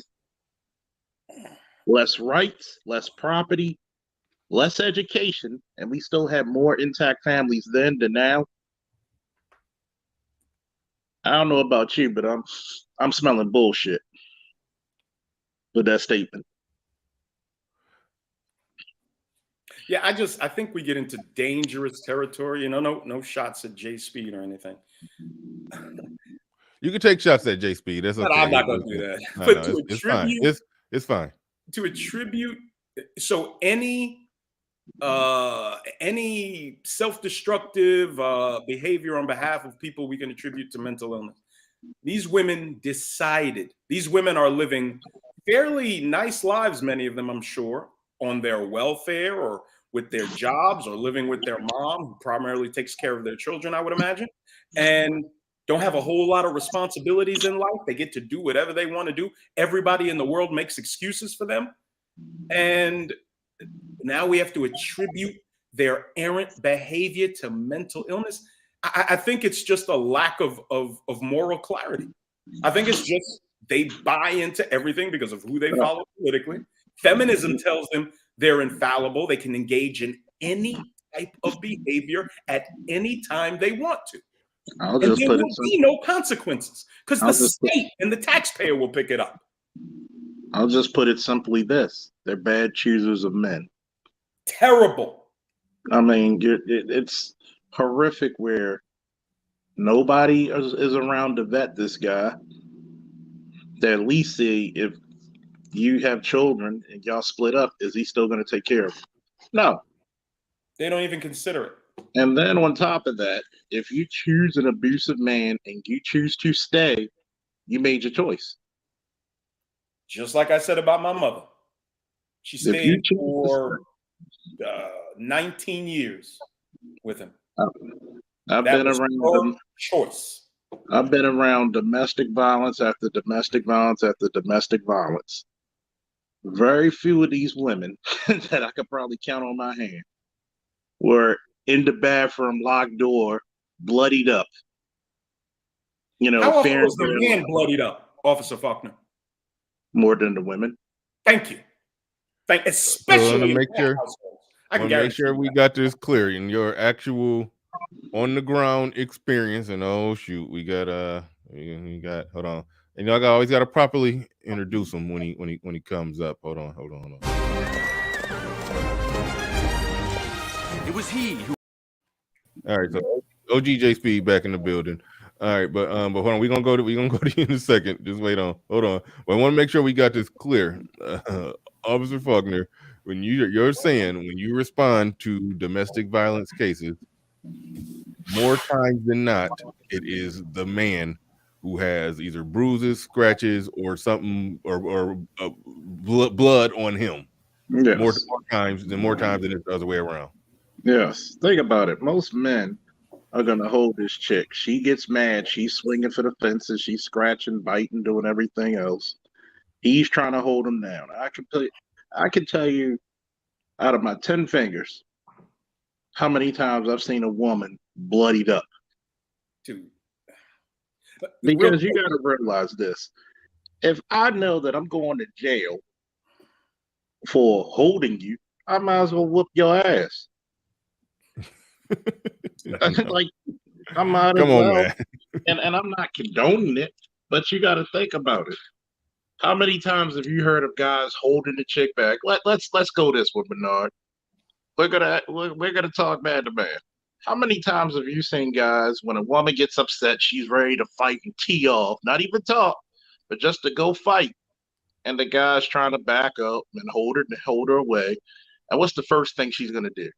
Try to kick, scream, scratch, do all kinds of damage, and then what else? Try to call the police. It is a common thing, and don't ask me how I know this. It is a common thing that if a woman is trying to attack a man, that he's gonna, dodge those first 2 windmill punches and then grab her and try to like bear hug her to stop. And while he has her bear hugged out, her first thing that she's trying to do, she gonna bite him on the like. Don't ask me how I know. I've heard, I've read, and I've been told by a friend that that's how it works. It's called growing up black. You're gonna get bit. If the bear hug, if there's a free arm during the bear hug, you're gonna be scratched, probably in the face. It's all kind of stuff is gonna, that's how it goes. Yeah, and it's like even Mr. Faulkner, real quick. Modern day black men do everything they can to avoid conflict with black women. We know how violent they can be. We know how abusive many of them can be. Black men do everything they can to avoid. And it's funny. Altercations with black women. I'll be candid for a second. Do you know how many guys I had to arrest? And they had and they like, well, I never called the police on her. She stabbed me. You can see the stab wounds. You can see the scratches that from prior events. And I'm like, dude, you should have called. I'll be damned. And by the way, let's go back to that 20s, 30s, 40s, 50s, and 60s. Mm-hmm. If a chick throws some hot grits on you, you slapping every goddamn person in the room. I don't care how Christian. I don't care. I don't care if you could be the Pope. If somebody assaults you in such a vicious way, you're gonna retaliate. Let's not act like we're in even though it's kind of funny that you played that, we're in medieval England and we're being chivalrous to a bunch of Maid Marians. No, that is not true. You got a very, very curmudgeonous type of woman. So yeah, I've seen stats where well, first, do you know how rare domestic violence is in a married couple? I think the stats is like it's anywhere between 1.2 to like 3.3 per 1,000. That is a very uncommon occurrence. That's in married couples. But we know I somehow didn't know that. You said that it's less. Low. It's less with the married. Wait, hold on. We got some background. Wait, Charles, I'm gonna mute you for. Okay, when you muted yourself, good. I'm gonna mute you for a quick second. But that's something that I didn't know. That's one of the another thing on today's show. I got to make sure I go look up that with married couples is less with women who. I mean, and it kind of makes sense when you say it. Women who bouncing around from man to man. Eventually, they're going to find that guy. Eventually, they're going to find that guy who's not going to hand out a bear hug until she calms down. They're going to find that guy who's going to hand out some bus driver uppercuts. So it makes sense. You didn't know that. I'm going to tell you when you notice this, a lot of women date in patterns. They date. But hold on, wait, hold on. OGJSB just said how I didn't know that. How the hell you didn't know that? Hold on. You would think. Without looking at any data, you would think that getting married puts them in that situation where they're just being abused and they're oppressed and this and that. No, that's what I wouldn't have thought that. I think marriage brings a different structure than going from one man to another. Oh, obviously that, but I'm saying why in wouldn't general, you think that then? You make I give you a point, OGJ Speed. I should have been able to think my way out of that. Okay, getting married to a proper man who's not a violent man will obviously put you in a situation where you're not going to encounter the violent men. But like I always said, there's a percentage of men who are violent. So if a woman gets married to one of the men who fall within that percentage, then yes, she's going to suffer more abuse. Yeah, that was just where my mind was at. But I wasn't averaging every factor into the equation. All right, I give you that. And I want to know another statistic. Mr. Why we got Officer Faulkner on the panel. What is the statistics on long-term relationship versus running in and out of relationships as far as domestic violence? I was on my telephone earlier, so if I sound kind of crazy, I just had to show you what I had to show you, so I had to do it on the telephone. Mr. Faulkner, you there?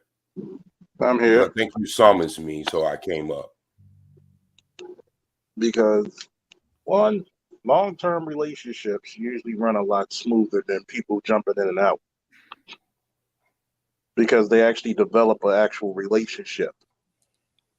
So do you have variables? Yeah. But normally people who are married and are there long-term for the long haul, they are much better off.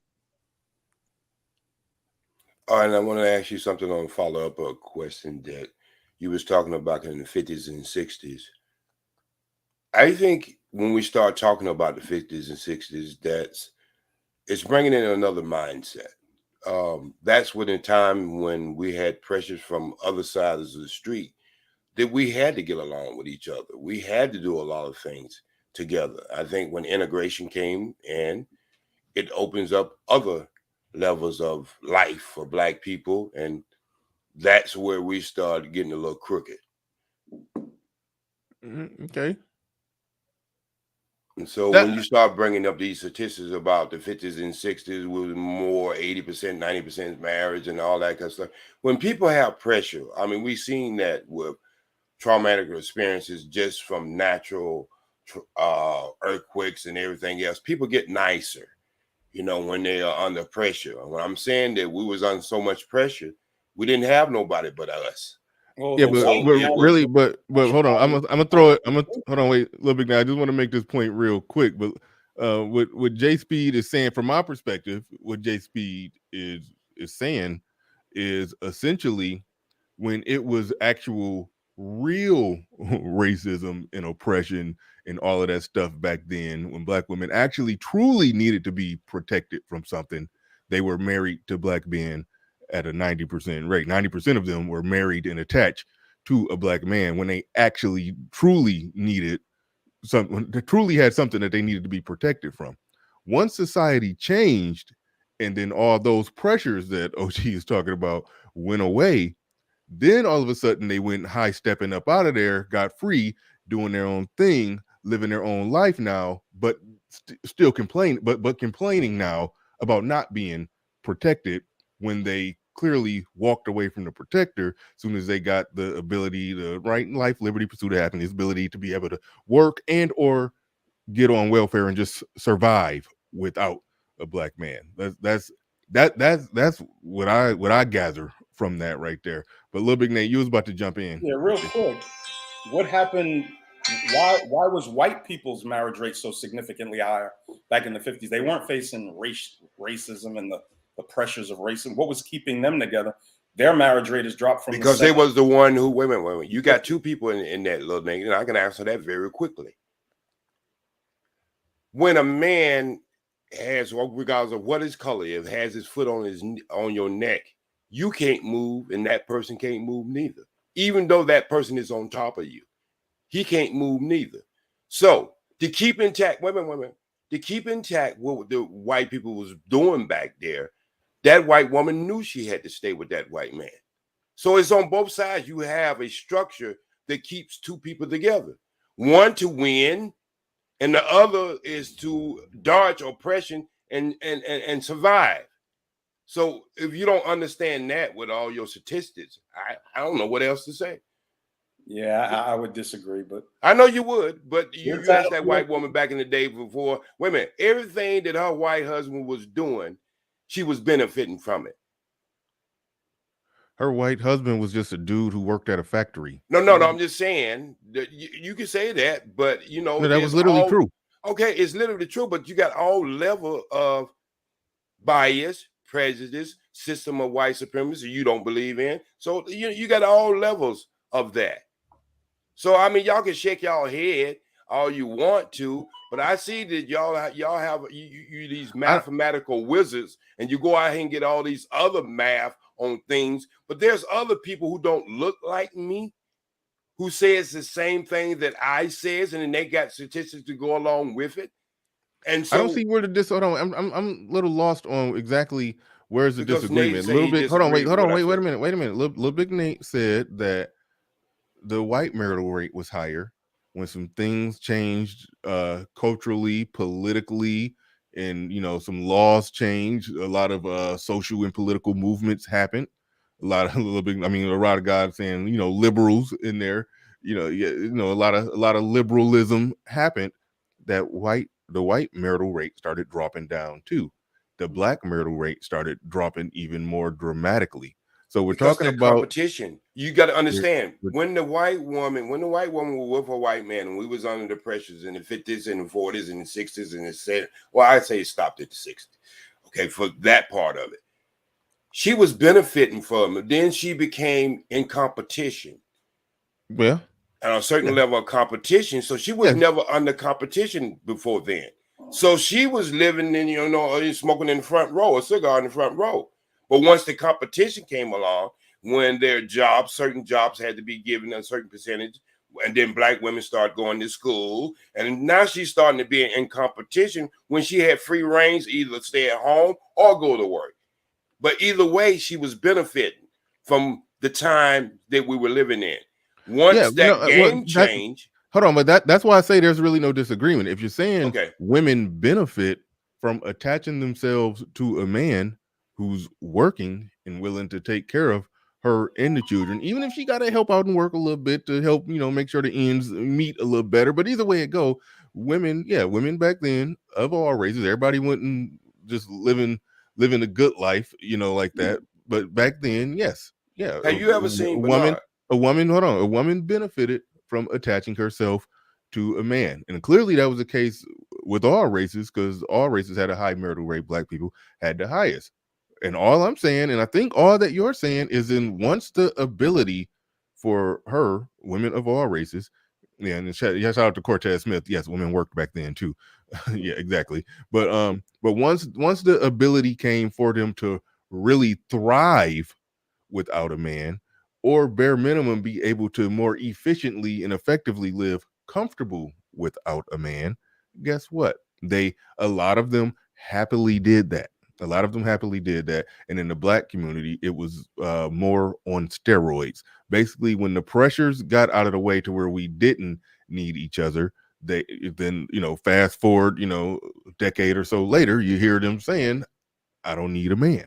I'm strong I independent, don't need a man. The society was built that allows them to be able to make $40K in an air-conditioned cubicle and not need a man. I gotta say something to that. Go ahead. It's one. Majority of Black men did not abuse their women. Two, because Black men have been engineered to be the most egalitarian man on the planet. We actually value our women's opinions, even when it's not needed. So, to our detriment. Yep. Yeah. So, and I'm gonna do a show later today, and I'm gonna talk about the biggest L's Black men have to carry, and that's one of them. So, when we look at this dichotomy of women when they get jobs, these women weren't getting like the jobs like in law enforcement, firefighters. They were getting the easy breezy jobs. Especially it exploded really in the 90s when they did welfare reform. You had literally a person 1 second on welfare and the next minute they working in the courthouse or city hall. Mm-hmm. And then you got to go through this chick who's already got an axe to grind against the men she picked, and she's picturing all men to be the same. And guess where she lands? Oh, she's the new magistrate down at the child support court. She's the one who gets to decide if it goes to a judge or they settle it there. She's the guardian ad litem. Yeah. Mm-hmm. She's that Connie Corso at the door. And it's crazy because when we talk about pressure, yeah, we went through some shit that no one else went through, but we still carried it with much more class and dignity. We progressed more with less. So now that women have the free reign to do their own, and they spotted out, I don't need a man, which they're totally wrong about. So what's the benefits that they're gonna get in the long run? You get your degree in like what, communications, and you think you're gonna be able to get a 6-figure job? No, they're gonna wait till they're 39, have had a couple of abortions, maybe has a couple of children, and then get a high value man. Or you're gonna do like some of my coworkers. Wait till you're 40, 41 and try to use the excuse that you're picky, when you're literally surrounded by men who make at least $70,000 to $200,000 a year. And I understand all that, Charles, but see, I think where y'all miss the big picture at is y'all look at the wild dog, but you don't see who trained the dog. And you don't hold them accountable for the people who train the dogs. And we can see that. Wait, let me land this call. Wait, hold on, real quick. We're gonna get a Lil Big Nate response to what OG just said. No, I want to finish your point. Finish your point. Okay. Then we're gonna go to Lil Big Nate. All right. And so I think that's a little irresponsible too. Is that y'all are so into the now, or there are people out there who plan, plot, and do everything. Yeah, there's women out there had so many abortions, you can call them serial killers. I'm serious, actually. And that's one of the things I totally disagree. I agree with the Black Manosphere because we are killing too many of our children. And so, but what I'm trying to say is, if we don't look at the full game, and the only reason I'm still over here in this space is because I even put it on my posts, all of my posts, that a lot of the things y'all say have a lot of truth in it. But if we don't get this full circle where we could try to understand it on every level, and some of us don't even care about understanding, we just want to talk about it. And I'm not speaking on your channel, Bernard, but I'm speaking on a lot of the guys who make content. They just want to hammer, and not try to understand it. See, the only way you can get rid of any problem, you have to understand it first. Not just the symptoms. Where did the symptoms come from? We know where it's okay. All right, go ahead, Lil Big Nate. Go ahead. Can I say something after that? My contentions is I have been talking about it. I've put the onus on their relationship with the left, their relationship with feminism, their relationship with Democrats. And the only way it's going to, I don't see making excuse for them. We're going to have to understand that there's a significant contingent of ABWs that just have to be written off. They have to be written off. Most certainly. Kevin Samuels had a woman on, she was 25 years old. This is several months ago. And she said, she was 25 and he was talking to her. And she said, yeah, most of my friends are having sex with like 4 different guys. They get money from them. 25 years old, and you're already having sex, I guarantee you, unprotected, with multiple men. By the time she's 30, there's not going to be anything left. We have, in the Black community, the Black people worth something, Black people worthy of some kind of consideration, are going to have to write off a lot of these other Black people. I can't waste, just me personally, I can't waste my time trying to figure out how to save or protect or do anything for a group of women, not Black women, but the Black women that talk like this. I have zero concern for doing anything for them. They have said that they're not going to listen to any of us. They make no distinctions on the type of men that they're not going to listen to. They don't say, I'm not going to listen to an unemployed man. I'm not going to listen to a man with 5 baby mamas. No, they say, I'm not listening to men. Those type of women, you let perish. Let them perish. Let them die. Let them be ruined. Let them be poor and broken under some goddamn bridge somewhere, sleeping on an Amazon box. Let them. We don't owe them anything. And that's and hold on, wait a minute. Hold on. Time out. Yo, yeah, blah, blah, blah. I know you heard me. I had to mute you. I was sitting there saying, yeah, la, and you just acting like you ain't hear me. Just gonna keep talking. All right. Sorry about that. Gotta catch up on. Nah, you ain't sorry. I'll just play. You damn right. Gotta catch up on the super chats. Tomcat in the building says, "Miss you, Nate. Come on back. Nobody's been flagged as much as Tommy Sotomayor. That's true. Lil Big Nate will rise again. Lil Big Nate will rise again. He's definitely. You gotta subscribe, man. Come through. Yeah, make sure y'all subscribe to Lil Big Nate. Make sure that y'all do that. Taylor Anderson in the building says people forget that men were raising other people's children back then. That's where the phrase "milkman baby" comes from. Grandpa wasn't always happy. Oh yeah. No, I got what you're saying. I thought you were talking about another era where where stepdaddy season was in style. Coming out of the 80s, going into the 90s. That's when the stepdaddy game was on point. But you saying that even back then in the 50s, yeah, there are a lot of people. Yeah, they had DNA tests back then. There's a lot of broken-hearted men, no doubt about that. That'd just be scary. Ima Z or Ama Z in the building says these chicks doing harm out of hate, not illness. F out of here. There's a mental illness component to it, but I mean, some stuff do come down to choices and decisions. But if somebody is clinically actually mentally ill, then yes, okay, that person needs to get the help that they need. But let's not pretend like a lot of this isn't things that are culturally wrong that people can stop as long if the culture don't, if the culture gets to the point where we don't allow it, put it like that. It can change. We can. I'm not even trying to go down that route, but the fact of the matter is, you can't look at everything that's wrong and then chalk it up to mental illness. That we can't do that. And the one thing, and again, this is something I always have a problem with, when something that OGJ Speed said, and that's that simple. It's almost like, well, you got to look at the root cause argument. Okay, we know all the root causes.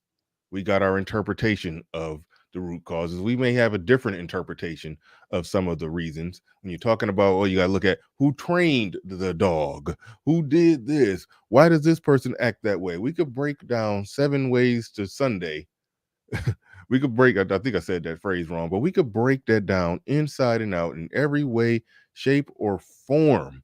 Why it happened. We could start with the 60s. We could start with, integration. Then we could fast forward to the Great Society Act, the increase in welfare program, mixed with the feminist movement, mixed with the free love movement, and then go all the way up to the crack era, and then the mass incarceration, and the this and the that, and blah blah blah blah blah. We can do all of that, but the fact of the matter is, we are here right now. And it's almost like when we're saying this is a problem, this needs to change, this needs to be fixed, it's almost like the argument is, no. Let's not talk progressively moving forward about it. Let's go back and let's find a white man that we can blame. So we could just let's just sit here, hug each other, and blame somebody, instead of saying, hey, you're a fucking adult, you're engaging in bad destructive behavior, stop doing it.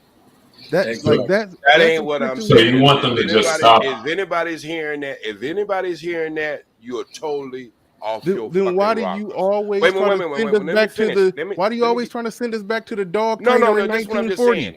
Hold on, wait. No, I want to make sure, because your mic drown everybody out. You keep trying to send us back to the dog trainer in 1940 that trained somebody great grandmama to behave a certain way. No, I'm not. And this is, let me take it out of there, because every time I get in there, y'all get all twisted and bent over in all kinds of fucked up ways. Let me just put it in this way. If you put your ingredients in a damn cake, and it's all the wrong ingredients, and then when the cake comes out, it's fucking don't fail, it's all lopsided and stuff like that, and we both are looking at the cake, right?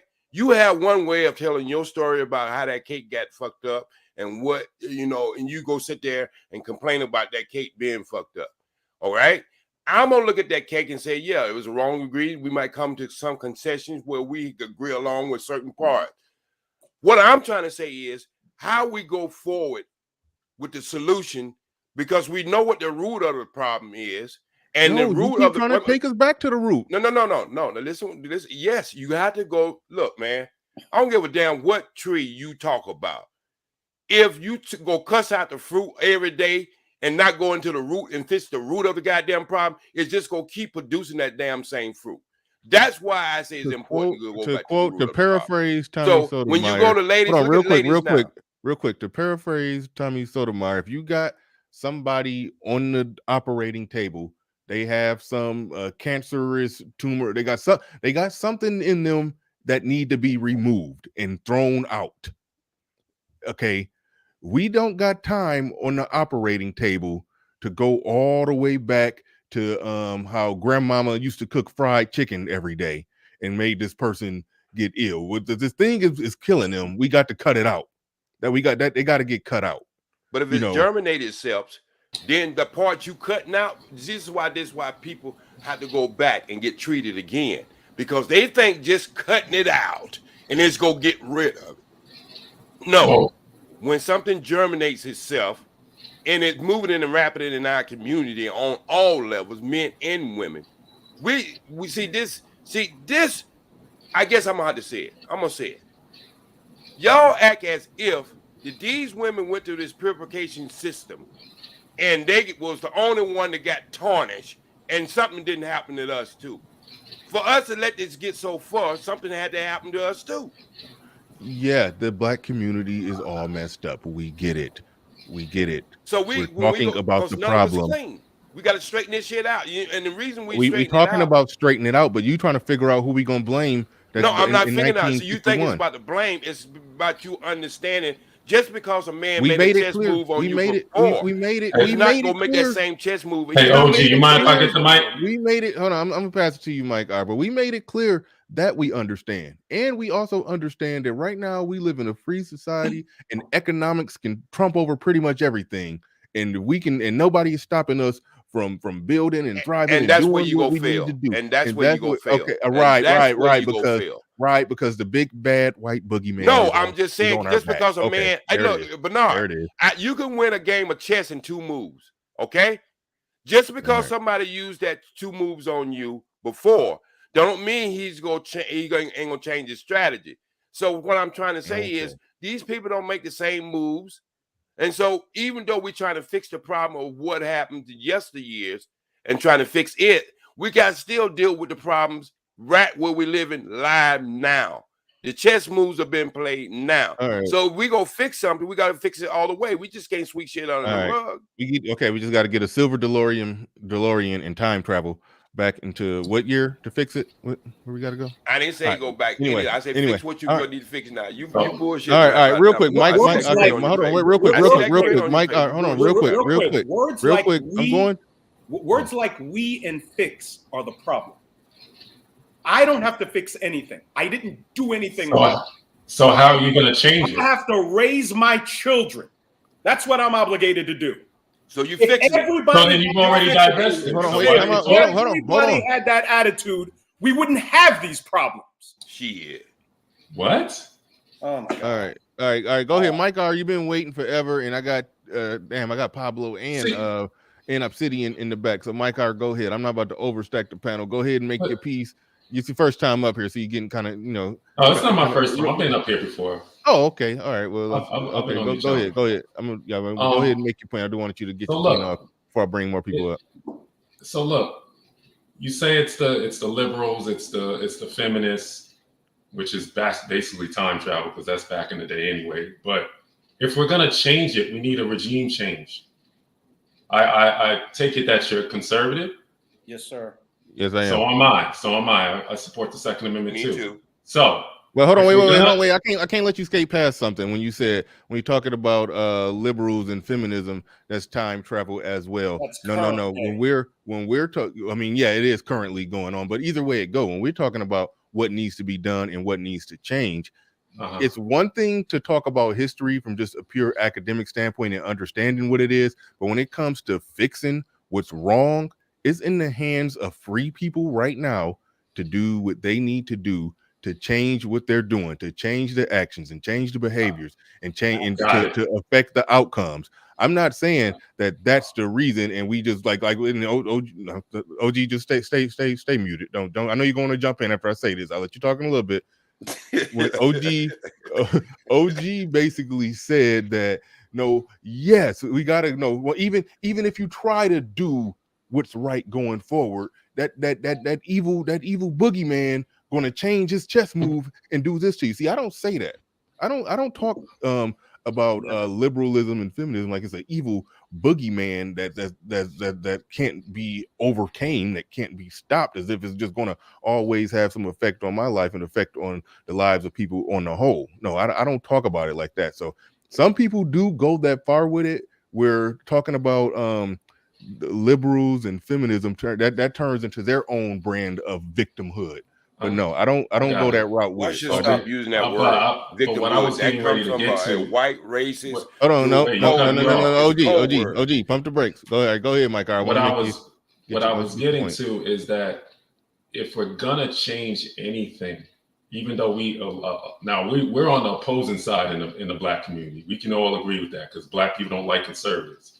So we can say, look, if we're gonna have regime change, first of all, we have to be present there. We can't talk about this needs to change and say in the same breath, oh, I don't want to do anything about it. I just want to raise my own family. Fuck y'all. Like that doesn't solve anything. You got to be present. You got to be there so people can see. that actually, brother, you can't say it needs to change. Wait. Let me finish. You can't say something needs to change and then not be there.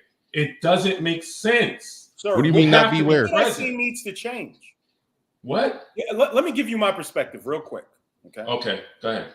From the channel that they took from me, I would constantly tell the ABW, you are going to have to separate yourself from this pile of refuse that is the ABW members of the sisterhood. We classify these corrupt nightmare women as members of the sisterhood.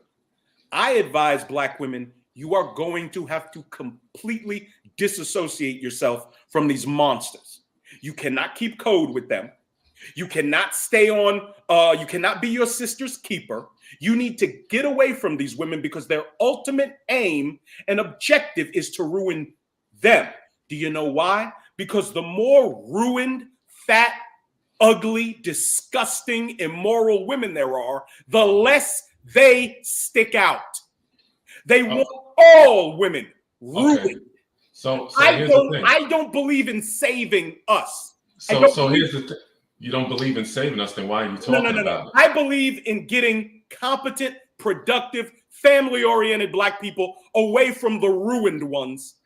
And we need to stop attaching inoperable cabooses to our fully functional train cars. Let the dead weight stay where it is. And that's what I was going to tell you before I got interrupted, is that if you got to offer an alternative, instead of sitting up here getting these articles of these women on TikTok and blah, blah, blah, blah, blah, why don't you freaking be the example? Why don't you guys be the I am an example. I got full custody of my children. But you don't have any media. And I raised them by myself. Other than you don't have any what? Wait a minute, you don't have any what? Platform, other than this platform here, nobody really knows who you are. Let's be honest about it. Wait, no, you were about to say, hold on. The Manosphere meetup. What are you talking about? What is that going to do? Oh, okay. The Manosphere meetup is not somewhere in the Black community where people can see it and see the production and see the freaking results. Okay, all right, I gotta stop. Wait, stop. Stop. The Manosphere meetup was a hell of a start. The results of the Manosphere meetup, after I just recently talked to Theo, 30 of the men, I think he said 30 of the men who are in attendance are taking the IT training and they are on the path. He said, and I think he said maybe 2 months, they're going to be now in position to where they're going to be able to get out in the workforce making at least $120,000. They're going to be able to get. They're going to have a marketable skill.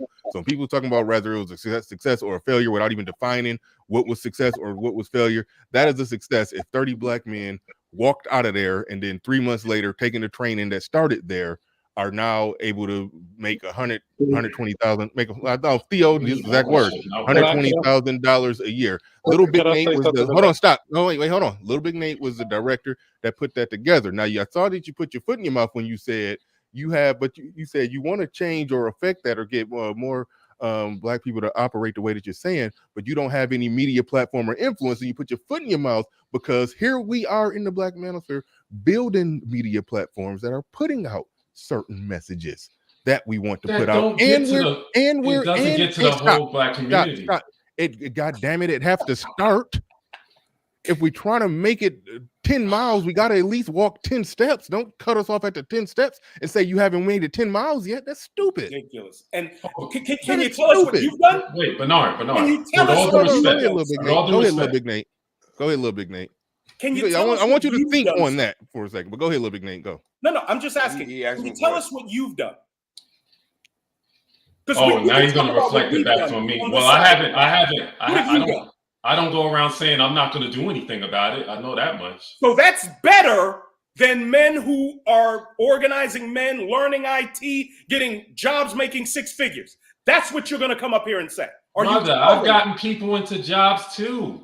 I've seen brothers that haven't had jobs, and I've gone to my HR and got them into jobs and I help out brothers too, just like you helping out brothers too. My point is, My point is, we need an economic, tangible base to offer the black community to get them to the conservative side. You gotta offer We something. need an economic base to offer the black community. You sound like a communist. What? That's what you sound like. Communism? You sound like a socialist and a communist. I can't. So you want them to have, wait. You want them to have individual choice, but you don't want them to have a choice when it comes to sexuality and stuff like that? That's weird. Base. People have to go out and earn and get skill sets and qualify. What are you talking about? Dude, you want them to be independent or do you want them to be on code? Which one is I it? want them to learn how to fend for themselves, develop the skills and talents that'll make them valuable in the marketplace, and they can achieve. That sounds like a communist. I can't. That sounds a workers' party. That's a workers' party. I can't give them anything. That's a You workers' said party. give them an economic base. You sound ridiculous, sir. You have to give. That wasn't, hold on, that wasn't communist. That what he described was actually capitalism. He was talking about competing in the marketplace. That wasn't communism at all. And I do want Giving to someone something economic is welfare. I want to make something very clear. When Lil Big Nate, hold on, wait, real quick. When Lil Big Nate said he didn't want to do nothing, he was talking about he didn't want to do nothing as far as that method, that old method of solving the problem. He thinks the solution to a problem is something different, and that something different, he is doing that. So you can't say that, well, you only want to do nothing. No, he just don't want to do the old guard shit. No, I'm not asking them to be an old guard. I'm saying, look, we're conservatives, right? We need to get black people on the conservative side, right?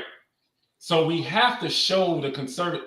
If you're going to show the conservative party, we got to show it in a way that is beneficial to black people. Right now, black people don't think it's beneficial because you got these other Negroes in there, mixed in there, who clearly have they have issues. Let's just be real about it. But they don't have the backing.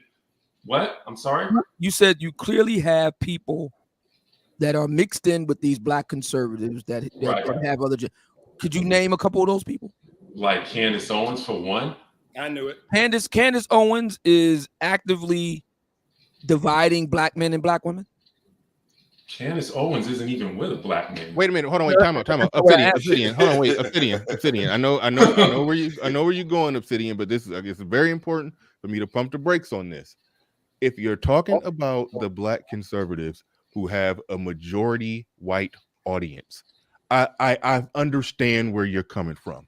But how could you then come to a place like the Black Manosphere that's mostly conservative with a majority black male audience and then try to spin what you're trying to spin? What you're saying needs to happen. You're at the place where it's happening and you're objecting to it while claiming to be some black conservative. I'm a black conservative with the benefit of black people, not okay. Not all right. Good. I think conservative views should work for us. What you say that again? That last part. I think conservative views should be leaned towards us. Should work for us. So please explain to me exactly what Lil Big Nate, myself, Bernard, Pablo, please explain to me, Mr. You had to stop at me. Mr. Rick Manning, all of the gentlemen that were in attendance at the Black Manosphere meetup, please explain to me and the rest of the audience exactly how our take on black conservatism is not in service of black people. Please explain. Because outside of the Black Manosphere and those who know about it, who's really clinging onto it? Like, did this get reported on at the news media and holy shit? So the only thing wait a minute. So your only argument is that you guys are doing great, but your movement isn't big enough yet? Is that your argument? Yes. They reported on in the news media about what news media? White news media? All of it, yeah. Well, these other groups do stuff, they get all the coverage in the world. We gotta be real about it. We gotta be real about that. Hold on. What other have an article in Essence magazine? Hang on. What other groups are you talking about? Essence not owned by black people anymore. Hang on. What other groups are you talking about? I really wasn't trying to make this a brother on brother thing, really. I was just putting the point that we need to do a little bit more. But I asked you a question. What other groups are you talking about? Brother, I'm just talking about media. Mainstream media in general does not. No. You said other groups, when they do what they do, they're featured. Oh, like the gays, the lesbians, all the groups that we're against. So, right? but the gays and lesbians are primarily white. Well, that should be an excuse for us to not step our game up and get. You said, sir. You said, sir. Hold on. You said, sir, that the issue you had. Racism doesn't exist. Hang on. You're watching us build it. You're watching us build it. What the hell are you talking about? The issue you had with us is that we're not featured in the media, and then you went on to say you first said that we are. Hang on. Your first argument was we're not in service to black people. We just had an event last month, almost 100 black men in attendance. 1/3 are actively in the pipeline to make high value man money right now as we speak. 1/3 of them. We almost had 100 in attendance, almost a whole full 1/3 as we speak in the pipeline. That's not including 2 more Black Manosphere associated events this year. One in June here in Philly. The other is Houston in November, where we will be building on the success, the massive success we had last month. Not one non-black man in attendance, all black, top to bottom. So I wanted you to explain to me, how is it, number one, what we're doing is not in service to black people, unless you're like, the ladies over on Fox Soul, and you don't consider, black men to be black people. Only black women and children are black people. And number two, please explain to me these other black groups who are doing a better job of getting their initiatives for black people and black men in particular in the news media. Please explain. I never said any other black groups. I was talking about the manosphere, and I never said that what you guys were doing was wrong. You are in the black manosphere, sir. I just said, brother, I just said we need to do more. Well, and also I said, what more do we need? Hang on. Answer the question. Hang on. I've heard your answer. Last month, we got something major off the ground. It was so successful that we're going to have 2 more events this year. We're talking about building black. Hold it. We're talking about building black men, high quality, high earning, high achieving, high performing, competent, effective, productive black men who want to be married, who want to have mates. Okay. That's what we're producing. Okay. So how does that, you're going to increase their earnings, which is good. We all need money. So how does that coincide with what Big Nate is talking about with this chick on TikTok? It doesn't. Exactly. It's not going to change anything. I can draw a correlation. You're not going to change anything. Theodore Roth by himself may increase the number of black men making over 6 figures from 9% to 10 or 11% by his fucking self over the next few years. So a black man making 6 figures is going to stop. Stop. Go ahead, Lil Big Nate. Okay. I know you say you're a conservative dog, but nothing you've said reflects that ideology. Nothing. I didn't get the chance to say anything. You said that we need to give black people an economic base. That is the problem. I can't, you can't, Obsidian can't, Bernard can't give black people anything. Okay. This is what black people are going to have to do. Black men who are not of like minds with us are going to have to look at our success, look at what we achieve, look at what we have, and want to be down with us. And they will have to make the necessary changes to their thinking to be a part of this. You said give them an economic base. No, I mean be the example. That's what I said. We're in agreement then. I said be the example. I did say that. You have to offer something.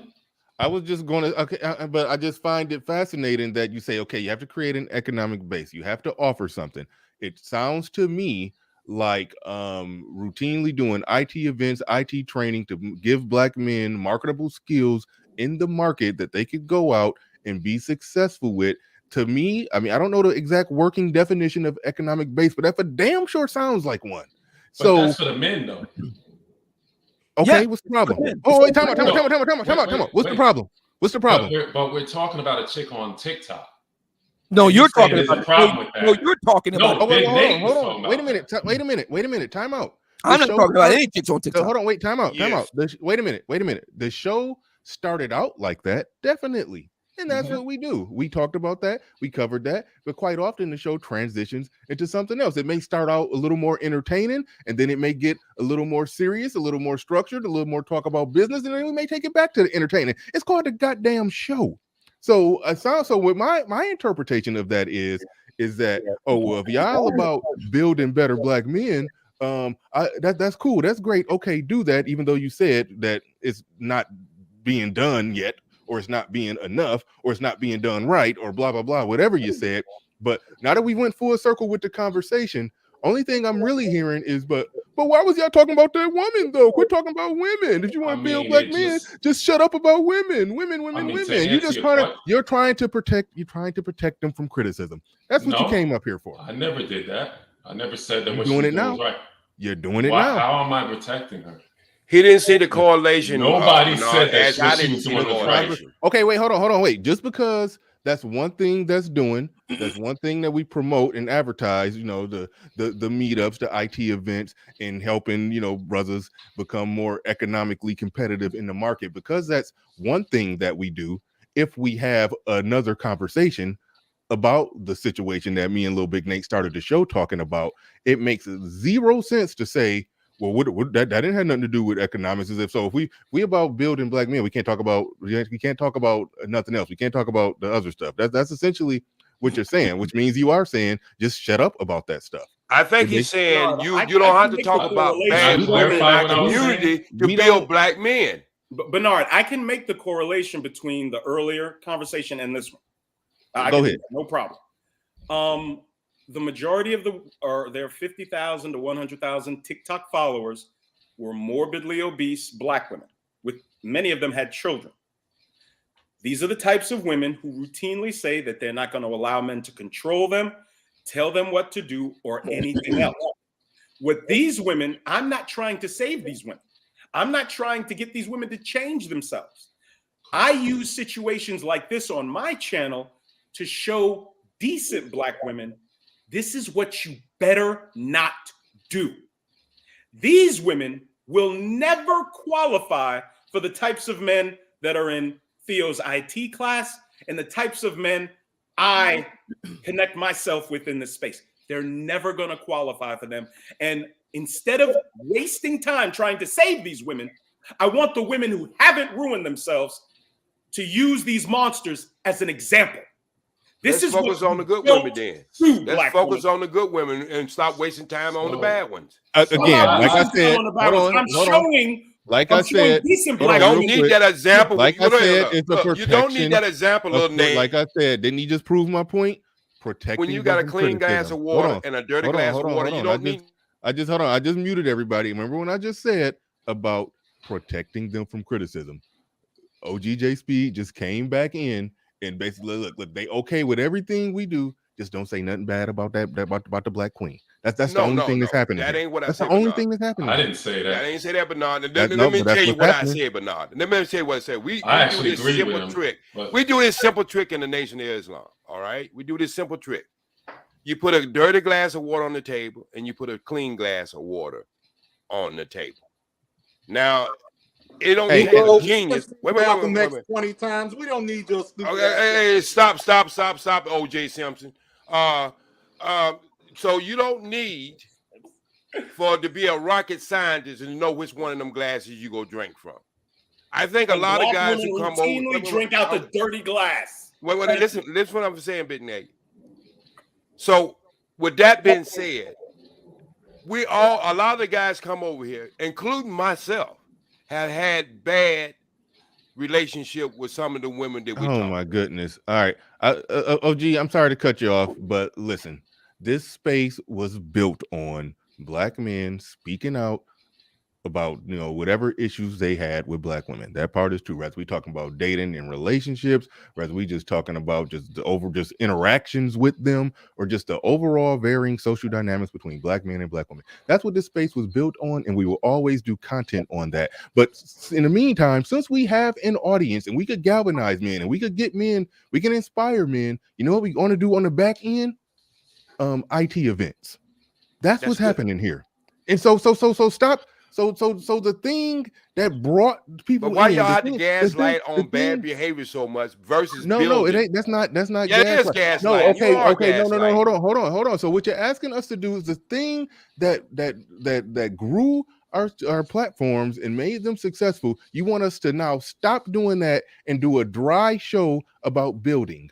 But no. You The trying to real get work- people the to do real right, work- it's the gonna be real dry. work- the Have you real ever been to a work- the motivational real speaker? work- Have you the ever heard real any work- motivational speaker OG, outside of YouTube? OG, Have you ever been to? OG, the real work is done out in the field, out in real life.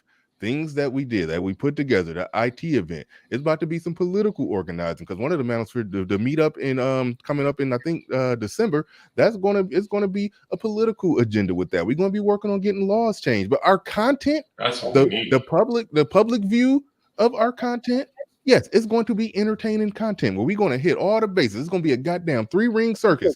But when all is said and done, getting actual work done in the real world, that's where we're moving this to. But you're trying to get us to you're trying to get us to shut up on you're just trying to get us to shut up on the content that make you feel uncomfortable. I'm asking about what one we important say question about women. All right. Have this been done before? I don't give a shit. I'm sorry. What was that question again? Has this been done before? I'm asking you that question. Have anything that y'all think you have reinvented the wheel? Has it been done before? Nobody said that we were reinventing the wheel.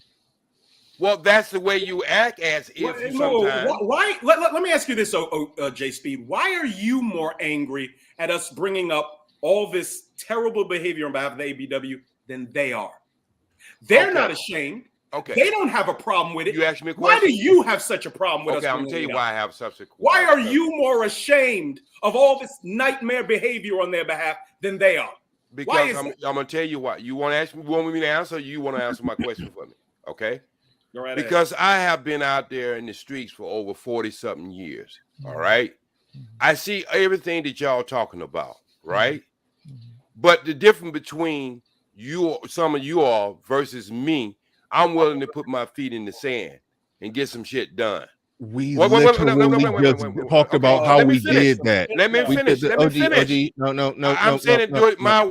No. Hold on. Wait. Time out. You can't say that we're not. Hold on. No. Yes. I'm cutting you off because you got to be willing to put your feet in the sand. We just gave an example for the 117th time of how we put our foot in the sand and how more sand we're going to be putting our feet in. We just talked about that. So the only thing that we're talking about now is we're doing something. You say you've done something that's great. We're doing something that's great. You don't like how we're doing it. Oh well, we can't help you with that. We can't help you with that. I'm just saying. I want to pass. I want to pass it. If you plant a negative seed, and women, look. In any movement, in anything. Let me ask you a question, JG. Wait just a minute, old man. Let me ask you a question. Let me ask you a question. Let me finish this. Let me finish. Hang on. Let me ask you a question. Okay, you can ask me a question after. You can ask me a question after. We're clearly We're clearly working with men. Clearly, you can ask me a question after. Are you keep my mic up and go higher than you? Hold on. Obsidian got a good question. I think Obsidian got a good question coming. Go ahead. Yeah, we're working with black men here. Now, we can debate whether what our program is doing is something to your liking. Could it be better? That's fine. I just want to make sure I get some clarity though. Are you suggesting that we need to be working with black women, or we need to be doing more with black men, or both? Or what I'm trying to understand what is your issue? My issue is. Wait, hold on. Don't explain what your issue is. He asked you a direct question. Okay. Are you saying that we should be with far as the events and what we're trying to get done with that? Are you saying we need to be working with black women? I think. Did you ask him that, Obsidian? Yes. Yes or no to that? I said, look. Yeah. Hold on. Did you say yes or no to that one? Yes. Okay. I'll say no. Okay. OG, what do you say? I say yes. Okay, so that's the problem. Okay, then you let me finish it. You let me answer that question, then you No. It was a yes or no question. I know, but you still cut me out. I'm removing from the record when he said, No. Well, what's I'm not your removing overall anything issue? from the record. No, I am. That's really what at the end of the day, you still talking about family. At the end of the day, you still okay, talking about that's family. fair. That's fair. That's fair. At That's the fair. end of the day, you still talking about that's family. fair. In one That's step, fair. you will say that the black man is supposed to be leader. If we're You're working not listening. on the, You want if to talk we're over working me, on the Bernard. black man, You're not he's listening the with my leader. answer and what I We're say to my fixing. answer. That's We're fair. fixing. He makes Hold a on, fair OG, point. OG. Oh no, but we're trying to fix the leader. That he will say, well, y'all are supposed to be the leaders, but we're trying to fix the leader. But no, you gotta fix the woman too. No, so I mean, you're contradicting yourself. And let me address it. Let me address it, Bernard. You make a fair point, Jay. That's a fair point. Maybe you did not know this. I'm going to grant you the grace of you not being aware of what's going on here. Thank you very much. Okay. Thank you. The Black Manosphere meetup is like this, because I was talking about this the other day. I had meetings in real time here in Philadelphia. We were scouting locations. We agreed. We settled upon some locations last week. And during our lunch, our working lunch, the question came up, what about black women? This is something you will understand. Minister Louis Farrakhan, when he had the Million Man March, black feminists in particular, black women in general, clamored to be part of the march. Minister Farrakhan refused on the grounds that we need to fix black men. If we don't fix black men, black America goes down the crapper. The priority is black men. Ladies, you're going to have to sit this one out. Minister Farrakhan was correct. Hang on. Minister Farrakhan was correct. This is a matter of public record. You can look it up online. The black feminists tried to impose themselves on Minister Farrakhan, and he refused to capitulate, and he was correct to do so. Our position is very simple. If black men are the leaders, if that's the argument, and if black women will follow naturally, if black men lead properly, fair enough. Then what we're going to do is build proper black men leaders. I am not interested, and I think I speak for my compatriots here. I am not interested in attempting to get disagreeable black women on board. My position. That's not my position. Hang on. My position is that once we produce, see, I worked in production all my life, in heavy industrial manufacturing. I understand production on the floor. Once we get the production models rolling off the assembly line, the ladies can bid on those men as they roll off the assembly line. Most certainly. And if those ladies get outbid by ladies in the international market, then so be it. These are men that want families. These are men that want wives. These are men that want relationships. That is the focus. We're going to produce those black men. So for the ladies over on TikTok or anywhere else, God bless them. Let them do what they do. There you go. We're not interested in them. We're interested in producing black men who are the competent 21st century black gentleman leaders. And for the ladies who want that, they know exactly where to find us. Okay, old man, I agree along with you 100%. Since you want to talk about Minister Farrakhan, I was on post for the Million Man March. And what y'all don't want to say too is, you know who did most of the registration drives and stuff for that Million Man March? Did Minister Farrakhan praise them women who worked in the background to organize this, to help get registration for men to get their transportation and everything? I was on post on Washington, D.C., standing right there on the west side. So I do understand there is a time. Wait. There is a time for building of men. I do understand that. Okay. I think that's been my main point. But my main point is, when you're building on men, you don't need to crush women to build Nobody's men. crushing women. And the ones you don't want, why you spend so much time talking about the ones you don't want? In essence, what you're Leave saying them, is just like protection from leave them. Leave them alone. Let them I understand where Jay's protection from criticism. I understand where Jay's coming from. Okay, I understand what you're saying. So let me. I'm a kind of unofficial, face man for the Black Manosphere meetup. Let me explain something to you. The Black Manosphere meetup itself had absolutely minimal discussion of women. Minimal. easily 90% of the time where the black men were actually in attendance at the Black Manosphere meetup, the focus was black men. Excellent. That's number one. That's number one. Number two, with regard to your point about Farrakhan and the ladies that did the grunt work, you make a fair point. That's been a issue that many black feminists have had with various civil rights leaders and so forth in the 60s. Fair point. Hold on, real quick, Opinion, just one real quick, just hold your thought. He talking about at the Million Man March, it was black women doing the grunt work. Yes. What does he think RM and Gail is doing right now? The grunt at work. the Black They do a Manosphere? good job. They're doing the grunt work and they do a good job at it. Good job. But hang on.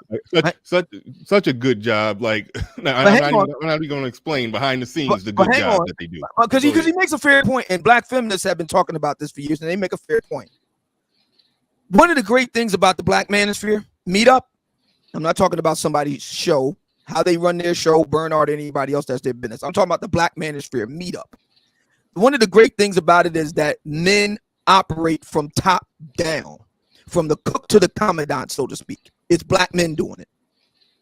Black men are doing the grunt work. Black men are doing the organizing. Black men are doing the funding. Black men are doing the attending. Black men are doing the presenting. There are no black women involved in it. Absolutely not. And that's important, not because we got to axe the grind against black women, but because it's important that black men build something completely by their own hand. That's important. It's psychologically important. It's important from an image standpoint and symbolism standpoint, and it's important from a production standpoint. Black men need to be able to prove to themselves first and to the world second that we can get it done top to bottom on our own. Excellent point. Excellent point. And I don't disagree with any of that. And that's my whole point right there. He don't disagree with none of that. He just No, you always change the cards from a joker to a damn king. So what I'm trying to say, he makes excellent point. Make it real quick because I do gotta go. He makes excellent point. He makes excellent point, and that's all. This is what I talk about more than anything. If we go build as men, we gotta stop concentrating on the Lil Nate said it all the time. Forget them. Let them die off. Do what they got to do. We can't focus on the negativity when we're trying to build men. Well, what I do, like I said before they took my channel from me, I try to show decent women and decent black women what behaviors they are not to be engaged in if they have any interest in being considered by proper men. If they're decent, they already know that. I said all the time from my channel, I want fewer ruined black women. And I'm going to do that the way I see fit. Okay. No one's going to tell me not to talk about this, not to talk about that. You have that right. The only one who can do that is you. But I just say wasting time to waste time. What? You don't have to worry about me wasting time. You're right. You ain't got to worry about it at all. Don't worry about it. I'm not gonna worry about it. Why don't you I just want to be in the building part of it. I just want to be in the building part of it.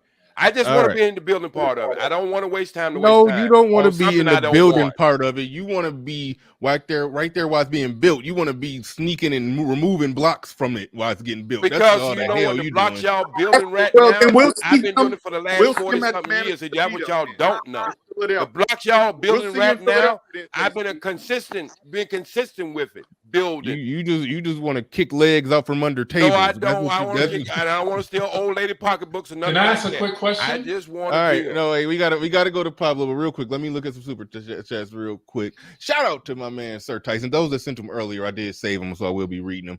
He says, y'all not supposed to forget the women's. No nation goes further than its women. Blah, blah, blah, blah, blah. OGJ has nothing to say about Black Girls Code /Magic, which is a feminist organization, by the way. And we know what most Black feminists say and feel about Black men. We know that they're not thinking about black family when they're getting black girls to code, but a lot of the black men is at the Black Manosphere meetup learning IT to be more competitive in the market. A lot of those men do want families, but that's a whole nother thing. Those are the ones you should be going to kick tables out from under their chair, but you ain't gonna do that. You're just gonna do that with our shit. I leave But that for the black women to do. and they ain't doing it. No, they getting behind it and celebrating. They over there, they throwing black girl. Hold on, they no. You said leave it for them to kick the tables up from under the chairs. No, they supporting, praising, throwing black. No, girl they're not. Not good black women. They're not doing that. Bullshit. They're not supporting them. Find me a black female who's against black girls' code, or would even Sister go to Avell. Okay, all right. A great speaker. Okay, a great speaker. Scheherazade Ali in Crimson Cure. Okay, great. Okay, you got two. All right, good. You say you find me one. I've got you two. I met it metaphorically. I made it metaphorically. Yeah, you made a big damn mistake. Get that shine off your cheek. I met it. I said I met it metaphorically. But anyway, okay, I got or you. any other group themselves signed one of what is that? What is that? Double? No, I see two M's together like that. I think masculine mercenaries in this space. I don't know if that means something else. Speaker/organizers. And TiK ain't never had nothing good to say about me. The guy that hitting the speed bag, he ain't never had it. TiK, I call him TiK. All right. Okay. He ain't never had shout out to it. everybody else who has super chat. I'm about to go to Pablo real quick. Hold your thought. I know you. Thanks for your patience, Mike Arson. You know you're trying to jump in, but Pablo has said nothing at all. So let me try to work. He's gonna do that when he start talking. Say nothing. Well, go ahead. Eugene in the building. Hold on, real quick. He says every time you nail J Speed down, his response is to claim a lack of clarity on your end. He's like trying to nail Jello to a wall when it comes to same thing to me. Speed. All right, Lil Big Nate in the building. He says, "Are you? I mean, not Lil Big Nate. DC in the building says to Lil Big Nate. He says, are you open to having a financial seminar on black male wealth at the next meetup where you have an advisor to talk to black men? I would talk to Lil Big Nate, Theo, perhaps Obsidian on that, because Obsidian is actually the answer is yes to that question. We're actually we just locked down. I don't want to go into the details, but we just locked down a presenter that's going to be doing something like that, very similar to that. So in June. So yeah. All right, Mike and Vince Perkins. I mean, the $100 to get OG off the panel. Mike and Vince Perkins. They put 5 on it for the simp, the OG simp bounty. Beta. All right, that just be a straight hundred. A straight $100. Your $5 don't represent anything but just regular. Latchzilla in the building. He says, brother, I know 30-plus-year-olds don't dwell on the past nearly as much as brothers today, and they grew up picking cotton while working. Can't. All right. I think I don't know what that means. What does can't mean? Can't see in the morning to can't see. Yeah, no, I thought so. I thought so, but I wasn't sure. Normally when I guess on stuff like that, I'd be wrong, and then I get clowned by my own chat. But car designer Chris in the building says, I'd rather have a Pop-Tart. I don't know, as opposed to what I don't know what he's comparing it to. Big Mac the Fisher in the building. He said, thank you, Bernard. Those dogs have died. We must go on to better black men and families. Proper men win. All right. Salute to Bernard and everyone on the shout out to AMSM, a man supporting men. Right on. I like that name. He says, salute to Bernard and everyone on the panel. What's going on, Lil Big Nate? What's your new YouTube channel? Moderators, you know what to do. Actually, I see it right. I think I see it right there in the chat. Moderators, you know what to do. Drop that down in the chat room for him to go subscribe to Little Big Nate. And I'm in the building. He says these two. I said, okay, I think I already read that one. All right, Pablo, thank you for your patience. Go ahead. You got the floor. You got the mic. Yeah, man.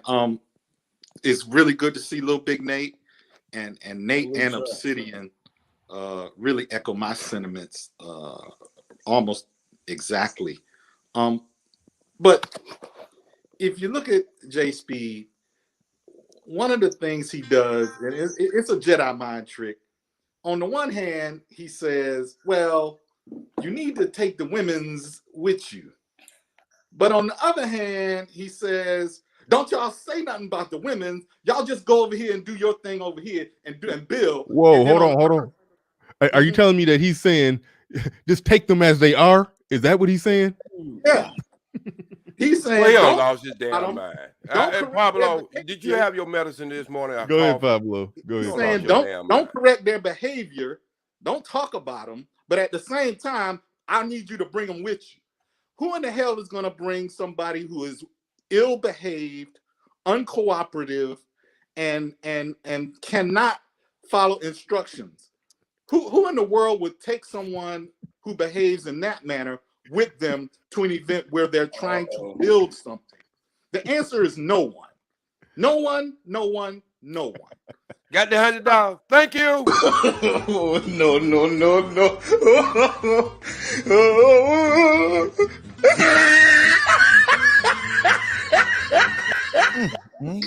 Had to get him Wow. the hell up out of here. Wow. He's out of here. Shout out to UFO Kamazi in the building with the $100 super chat to get OG up out of here. We definitely appreciate it. We appreciate that so much that we gonna have where is it at? I done lost it. I used to have Smokey count out the money when we got a there it is. We're gonna have Smokey count out the money for us and make sure it's all there.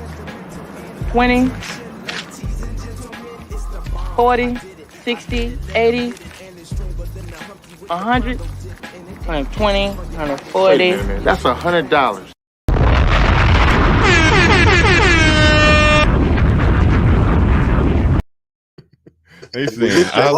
They saying Allah is great.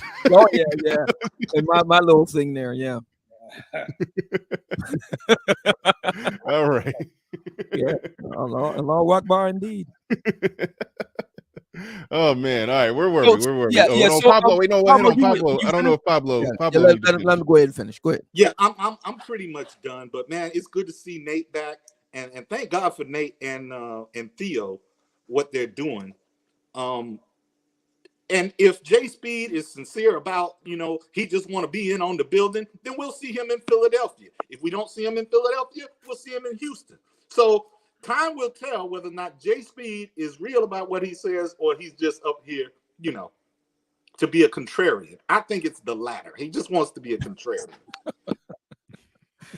Let me so we have a lot of alums here from the inaugural class of 2021, the Black Manosphere meetup. So let me say this. I know you guys had your topic. I'm aware of the topic. I'm aware of the particulars. This is where I'm at with this. And I think this is very important to say. It is a new year. We just got into a new month, the second month of a new year. And I have noticed on Black social media, this is not specifically the Black Manosphere, but this is a more wider commentary on Black people online, Black men, Black women. I've noticed that we tend to kind of get in a kind of cul-de-sac in terms of the issues we talk about. We just go round and round and round and round and round. I'm about moving the needle forward. That's my focus. The Black Manosphere meetup was an excellent starting point. Mm-hmm. I'm about moving the needle forward. For me, I have all the information I need now. Shout out to Manosphere Highlights Daily. How much proof do you need? I have all the evidence I need now. Black men want to be married. Black women, by and large, don't. Black men want to have families. Families defined in a traditional, I would dare say, conservative sense. Black women don't. This is reflected in the polling data, election exit polling data, and so on and so forth. In their behavior. Right. We can go on down the line. My position is I want to move the needle forward. I am very blessed to be in a position to do that, and that's what I'm going to do. I have been blessed to be able to partner with Black men of like mind that are on this panel right now for the most part. And I'm moving forward. This is what I'm doing.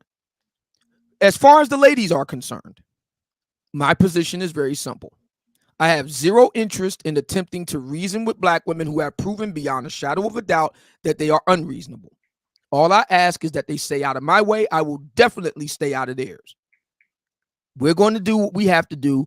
And for the ladies that want what we have to offer, they are more than welcome to put their bid in. If not, our product will definitely be a hit out on the international market. If we're not successful on the domestic one, we most certainly will be successful on the international one. That's my position. Very simple. I'm interested in moving the needle. The gentleman of Obsidian has arrived. Salute. All right. And real quick, before I go throw it back to Lil Big Nate, Mr. C, I didn't even realize it, but Mr. C in the building. Well, he came through at 1 o'clock with a $30 cash app. And I have to drop a bomb for Mike Tan. Mike Tan in the building just dropped a $100 cash app. He says, run that tech video again. Tech video? Okay, I'm sorry. What was the tech video? Tech? I don't know what's the tech video. Is I missing something? They're talking about okay, I'm lost. But thank you for the $100 super chat. I do gotta drop a bomb for you. Do appreciate you dropping $100.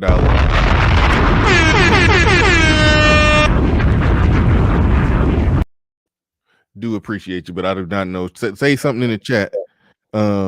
The one you played when you kicked OG J Speed off. Oh, the technical foul. Oh, okay, y'all like that. Hey, I only play that when I kick somebody off because he sent a $100 super chat. I will run that one back since y'all like that one. Since y'all, I guess they sent $100 at the same time, so he basically paid $100 to get OG off too. So you want to see him get thrown out again. Now I got to get the Spartan kick into that pit. And it's another video I'm gonna do. One when we kick a chick off the show. This is the one for when we kick chicks off the show. But I got to get a separate one before we kick the men off. But right now, this is what we got. Wait, hold on, Nate. That ain't the right one. Because I like the one with the fat dude laughing. You can't see him, but you can just tell he's fat. Hold on, here we go. No.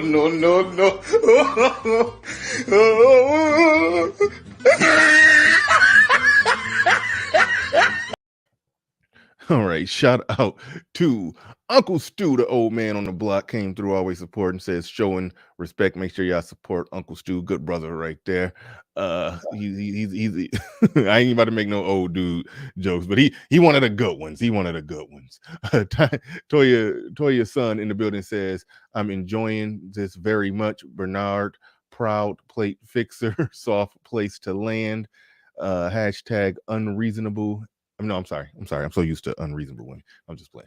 But no, says hashtag reasonable and ready. Shout out to Toya's son. Do appreciate the super chat and appreciate you being a member of the channel. Appreciate each and every one of you who have become members, everyone who's a Patreon, all the support today. Do appreciate it greatly. Who was about to speak? I think I was about to pass it to Little Big Nate before I started doing the super chats. Were you trying to get something? Okay, go ahead, Lil Big Nate. Obsidian, spoke on what he's hoping to achieve, what he wants to do, moving the needle forward. I've said repeatedly on my old channel, I'm primarily doing this for my son and my daughter. All right, my son has an interest in being able to date young Black women, but has serious problems finding them.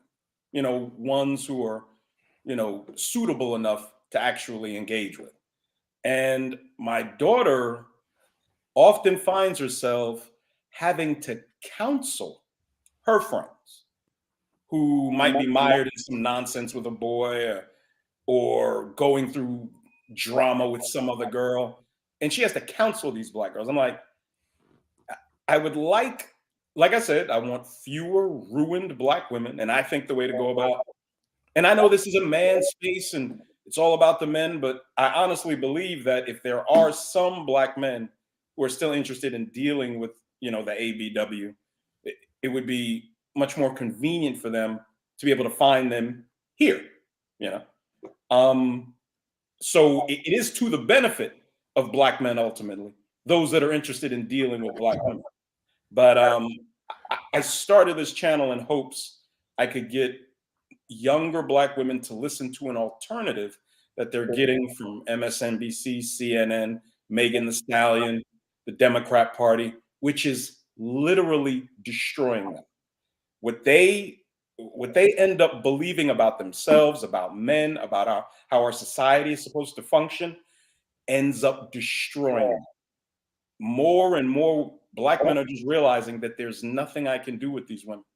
They are completely unpalatable. Not all black women, of course, but you end up running into so many of them. Their heads are filled with poison. Believing you don't need a man is poison. Believing your father don't need children is poison. Believing that a family is anything but a man, woman, and children is poison. Believing your $50,000 job, $50,000 a year job, and your fancy learning paper from the university is going to give you any type of sense of fulfillment when you're designed to give yourself in service to a man and your family. You don't know what you're talking about. And I would like to try to get through to the women who are realizing that there is no benefit to following this certain course of action that they've been on for the last 60 years. Just look at your mother, look at your aunts, look at your cousins, look at your sisters. Most of them they're in a terrible set of circumstances. They just are. And I think if the message I promote can get out, I'm one of the guys that actually appreciates the women in here that are carrying our message. I hope it's genuine. I hope they believe what they're promulgating, because again, it protects us to a certain degree. It gives us great optics, and hopefully they can touch some of the hearts and minds of the young women who haven't destroyed themselves yet. I'm genuinely tired of coming across ruined black women. I just am. All right. Gary I. Redeemer in the building with a $10 super chat. He says, why is it so easy to ask black men to never ever call a spade a spade? Black women can give their opinions even when it's borderline criminal, and everyone says, speak your truth, sis. Black men, it's time to speak up. Thank you for that super chat. Appreciate that. Mike R, you haven't said nothing in a while. I'll go ahead and pass it to you. Do you got anything you want to add? No, I agree with everything that he just said, and that's basically all I was trying to say. I think my words came off a bit harsh towards the black manosphere at first. I wasn't trying to overly criticize. I just, like he was saying, Big Nate was saying, there needs to be an alternative that can. No. I was just trying to don't do me like that. No. I never came up here with the intention of knocking brothers down. That's not how I am. I've listened to you for a long time, Bernard. I've listened to you from the days of O'Shea and the Rumble and all of that. So I definitely pop in from time to time, but we definitely do need an alternative. Like he was saying, I don't know. Maybe if we can find those one couple of black females to come in and do what's like he was saying, Nate, and do the same thing that basically we do over here at the Manosphere, but without because you know what happened with Concrete Rose and them. That's just So well, we have. I don't know. Hold on. What do you mean? What happened with them? Hold on. What do you mean? What happened with them? They ain't exactly. Did you ever think they were? I mean, they cool or whatever. They. I think we need a home training females, that could really teach some of these broads what it is and really give it to them from a female perspective. I'm not interested in that. I'm not saying that other black men shouldn't be. I'm not here to tell what other black men should do. No. Me personally, I'm not interested in that. I'm interested in the ladies that are ready to rock and roll. So, I adopt a just shy of laissez-faire attitude about all this. My position is let natural selection take its course. The guys who have their act together will get with the women who have their act together, and those that don't will get with those that don't, or not. And that's pretty much where I'm at with it. I'm not interested in trying to get black women to do thus and so. That's never been my position. So you're just saying it is what it is. Yeah, I'm interested in getting with the ladies who already got their act together. So, and if it comes, and again, like I said, if it shakes out that number is not something that is scalable and not sustainable. There's an international market that we can go to. And to piggyback on what Obsidian said, I did a video on my channel called "We Are the Country Club" for the Passport Bros, and I had to make the point that, man, everybody can't go. Everybody can't go. Those who want to do better, who want to meet the criteria, who want to,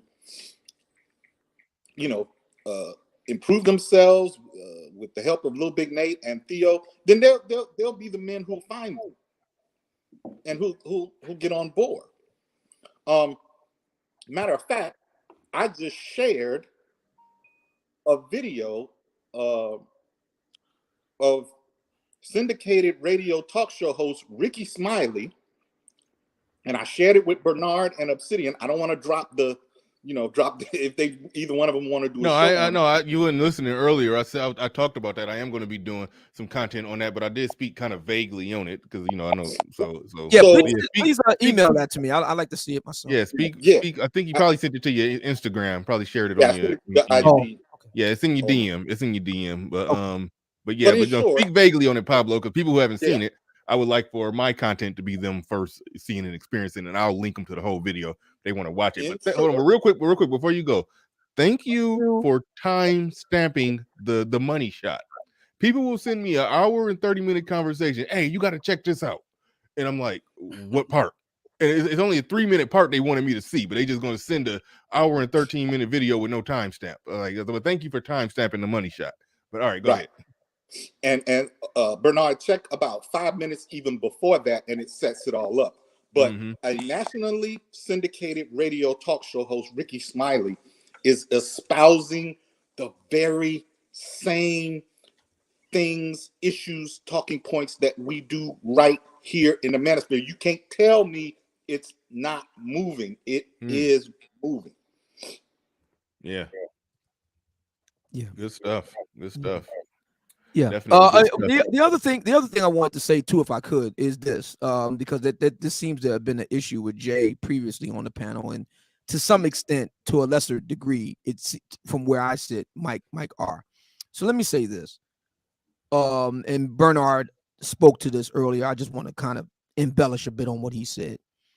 What I do and what we do, that is to say, me as an individual, and then me working in conjunction with the brothers from the Black Manosphere meetup, what I do, what we do in real time, and what I and colleagues like Bernard Riley, what we do online, there is a distinction.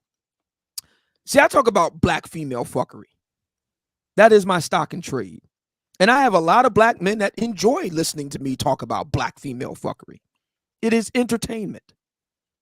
That's what we provide for brothers during their workday. We get them through their workday talking about how black women make utter fools of themselves, a hot mess, hell on wheels, do stuff to annoy the bejesus out of us. And we make fun of them over it. And I make a very good living doing it. Did you fellas know that according to ZipRecruiter.com, the average YouTuber full-time makes about $52,000 a year? Did you know that? Wow. Not bad. And I think it's fair to say, Bernard, that you made substantially more than that. Yeah. I don't like to put it out there for everybody, but yeah, I don't need the exact number, but I think it's fair to say that you made substantially more than that. And the reason why I say that is because I know I've made substantially more than that last year. All to make the point that BFF is good for business. So why do we talk about black women that we don't want, that have nothing to do with what we're talking about with the Black Manosphere? Because it's entertainment. That's why. And this should come as no shock or scandal to black women. I mean, black women have been talking about black men for entertainment for decades and made a nice bit of coin doing it. No Scrubs, what has he done for you lately? Tyrone, Runaway Love, ain't nothing going on but the rent, etc. at all. What's good for the goose is good for the gander. What we do in real time is separate from what we do on the air. What we do on the air is entertainment. That is what we do. YouTube is entertainment. Facebook Watch is entertainment. IG Live is entertainment. TiK Toc is entertainment. That's what we do. We entertain our audience, our predominantly, but not solely, black male audience predicated on black female fuckery, however we want to define that and what iteration or form it comes in. Today's topic about a sex cult on TikTok is indicative of that. Black female fuckery. We jeer and laugh and ridicule and deride and clown and roast and toast on black women over there on Black Female Island. We look at them, we see what they're doing every day, and we come back and report about it and talk about it for our entertainment. That is what we do. And the behavior is so completely disastrous. You know, it should be, and what I do is use it as an example of what not to do. If you engage in these behaviors, I'm not trying to save these women. I'm using that as an example of where you're going to end up if you follow in the same way. And then the choice is yours, you know, especially you ladies. You do whatever you want. Just be prepared for the circumstances that come with following failed women. And they are failures. They're failures not in the totality of their lives necessarily, but in the sexual marketplace, in family, in child rearing, complete, total failures. You want to keep following them because they'll tell you something you like to hear and they shit on black men on a regular occasion? You go ahead and do that. But there are serious consequences coming to you, ladies. Serious. This isn't a threat. This is a forecast. Trust me. I've seen it in my own family. Mm-hmm. Grown man business in the building says BWs and talk. I think about BWs and talk all day about what type of men to avoid. But as soon as a man tells another man what type of women to avoid, he hates women. He's gay, he's dusty, or he's an incel. Hashtag men first. Yeah, and it is crazy. I blocked somebody just today during the stream. I probably will regret it because I actually enjoyed a person, but he just came right in and said, "Do Lil Big Nate even like women?" As I just get the hell out of here. I might unblock him. I might unblock him. I enjoyed it. I enjoyed talking to the brother, but damn. So unlike whoever that was, you haven't raised a daughter. I've raised a daughter from 2 to 17. I am deeply invested in the outcomes of certain black women. But why don't you have the courage to come up here and have that discussion? Why don't you do that? Isn't that interesting? I mean, you know, especially I'll go ahead and bring this up. You know, I'm online, you know, because these days I'm doing a lot of research. Everybody knows I'm working on a second book, so I'm online. I did a live last night talking about a lady named Steph Co. It's interesting to listen to these lovely ladies speak as they do about Kevin Samuels, but they never call a show, even though, of course not. He sets aside time specifically for people to disagree with him. He talks to people I've listened to this man talk to people for well over a half an hour. I mean, they have numerous opportunities to call in. They never do it. Never. Hey, he's dedicated whole shows to smoke. Oh yeah. Jackson don't allow nobody to question him. Who's that now? Who doesn't allow Pablo? I said Derek Jackson doesn't allow anybody to question him. Oh, of course not. He'll never come to this space and discuss things with us. Never. And who warned the ABW about Derek Jackson? We did. We did. Excuse me. And we sure did. We sure did warn him. And we were vindicated like a mofo after all that. Don't get Obsidian started. We were vindicated. Yeah. Absolutely. Yeah. Real quick. Well, Mike R. Hold on, real quick before I go right back to you. But Mike R., who was on the panel, I didn't get to formally say nothing to him when he left. But Mike R., thanks for coming up. I do appreciate you coming up. And I listen. People will try to charge this space up with being an echo chamber. No, I love detractors. Mike R. was sort of a detractor. OGJ Speed would say he's a detractor, but he's absolutely a detractor. I appreciate the pushback. We do need, as Obsidian says, honest critics. I think. Yeah, but they're honest not critics. even good though. But See, I'm not only looking. are they not honest, but they're not even good. Yeah. Honest critics would be nice. But any criticism, I love for our ideas, our views to be challenged. I like it. I like it in real time. You disagree, bring it on. This is goddamn gladiator pit. Bring it on. Let's do it. Let's hash it out. It's interesting you say that, Bernard, because I was listening to the other day with this whole thing with this situation with the lovely Miss Nicole Young. Black Gnostic Speaks, along with you and quite a few other people, weighed in with their thoughts about my recent interview with her, well, last year, and it being recently published on the Elle magazine website. Wait, hold on. That was last year when you talked to her? Yeah, January, I want to say January 10th. Well, that would be this. I want to say 2021. That was you got that date right? Yeah. All the way in January 10th? Not January, July. Excuse me. I'm sorry. Correction. July. I want to say July 10th. I want to say. But they July said 10th, July 10th, 2021. It was back last summer. Extremely long time ago still. Yeah, they sat on that forever. Yeah. And Black Gnostic Speaks, BGS Idmore, he gave his take on the whole thing, and he played the tape like you did, Bernard, of the actual interview. He made a really good point, a really good pop cultural reference. He said that the Black manosphere is akin to a clan of Mandalorians. That we are constantly in combat training of some type. Yes. And that people would do well to, think twice before trying to take any one of us on. Right. Because we're so good at it. And that was the point that he was making in the way I handle Miss Nicole Young. And it definitely makes sense as to why Black feminists, we all know the whole deal with Miss Millennium Falcon, but she won't go man on with the old man if her life depended on it. We know the reason why a lot of Black feminists won't do it, because we saw what happened when and I was sick that day. I was in tremendous pain. I was not feeling well.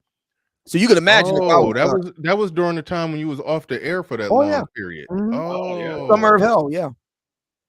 Wow. Damn, you was damn near on death on your deathbed when you did that interview. Yeah. But had time to take on a feminist. Good for you. Good for you, Obsidian. Yeah, he made a really good observation about that, about the pop cultural reference to the Mandalorian. And how the Black manosphere, we're all kind of Mandalorians in a sense. Yeah, we're battle tested. There's no ifs, ands, or buts about that. One thing that I remember Ramil said this was before he, gracefully, or some would probably say ungracefully, bowed out. but before Ramil bowed out, stepped down from this whole thing. One thing that he had said, I forget, it was some controversy with the Breakfast Club where they had said something.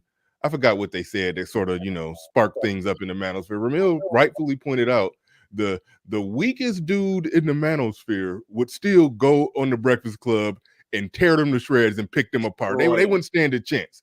We could send our weakest soldier in there, and they wouldn't have nothing. They wouldn't have nothing. It's like, so yeah, we like the 300. We like the 300 when it comes to that. The Spartans, when it comes to being battle tested.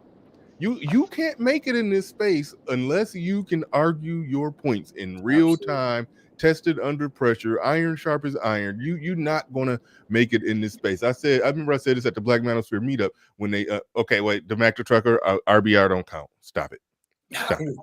Don't cut it out. But I remember I said this at the Black Manosphere meetup. Lil Big Nate, when he first came to my channel, and I don't know, maybe he had been on Obsidian's channel or something, but when he had first came to my channel, I had no idea who he is. Who he was. I brought him in right when he came in after just being on the panel for a couple minutes. Him and Kevin Samuels. This was when Kevin Samuels was probably at the early stages of blowing up. They going back and forth, barking at each other. And people actually had an audacity to say Kevin Samuels, and he just argued with women. No, Kevin Samuels was down there in the trenches too. Oh yeah, he was in the trenches going at it. Yeah. He talked about that recently. I think last week I heard him talking about doing men's week. He did another men's week, and it's getting better. The men's weeks are getting better. I can see the difference. We got to keep working it, got to keep tweaking it, but it's getting better. Last week he alluded to just that. He said, you know, the black manosphere, man, ain't no joke. You just can't just walk in there and just gonna, you know, waltz in and just do your thing. And that, no, you be quickly disputed that. Yeah. Every man in there got to stand. Every tub got to stand on his own bottom in there. He talked about how, you know, he was being, you know, ran through the gauntlet too. There's no respecter of men. I mean, only on Black Female Island, you can get away with saying a bunch of nonsense that don't make no sense. But on Black Male Island, yeah, you gonna go through it, man.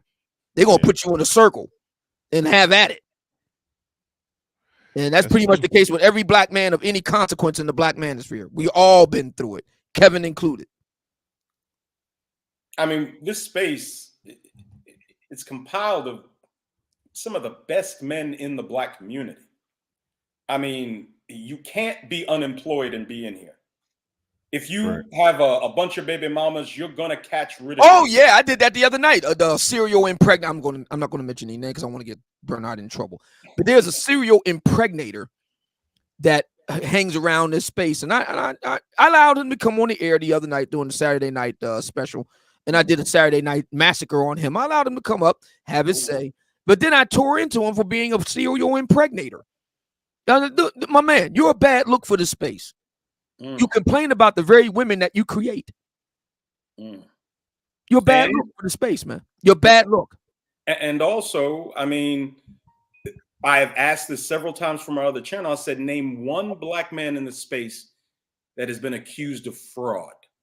There are literally probably a dozen women over there in failed black female YouTube that have been accused of fraud, convicted of fraud, are dealing with the feds right now facing charges of fraud. Name one prominent black male in this space that has a history, a criminal history of fraud. Attempted to defraud anybody in this space. As an aside to what Nate is saying, I went to my local grocery store this past weekend to handle some business, and the lady at the customer service desk at the local Kroger, there was a, you know, there's a culture going around now in Black America of what they call it, scamming, or you know, where they come up with all different finessing, scamming, where they come up with all different kind of schemes. Well, a young fella went up to the customer service counter, and here's the new scam. They get a $1 money order, and then they go away with it, and then they come back and try to cash the $1 money order. Only now they've added zeros, so they turn a $1 money order into a $1,000 money order. Okay, but what happened? Huh? Apparently it has worked. But as usual, they catch up to the scam. So what they did was, if it's over a certain amount now, they make them call it in. They got to call it in and put in these numbers. Gotcha. Right, to see that it's real and what the original amount was. And so when the young fella handed her the money order, and she tried to call it in, and the numbers were not valid, she knew that, hey, it's not coming back. You're gonna have to, you know, take it somewhere else or whatever. I can't do anything with it. I appreciate you bringing that up, Pablo, because how many of us saw that video a couple of months ago where the young YouTuber went around asking primarily black girls, you know, in their late teens, very early 20s, which type of guy do you prefer? Scammer, drug dealer, or 9 to 5? 90 to 95% of those girls said scammer and drug dealer. There were a couple of black girls that said 9 to 5, but the overwhelming majority of them said scammers. Yeah. This is what my son is going to have to contend with if he decides to deal with these women. And we're supposed to save these people. JSP, we said we're not supposed to say nothing. JSP said we're not supposed to say nothing. We're supposed to be quiet. I think one of the side are you on? What side are you on?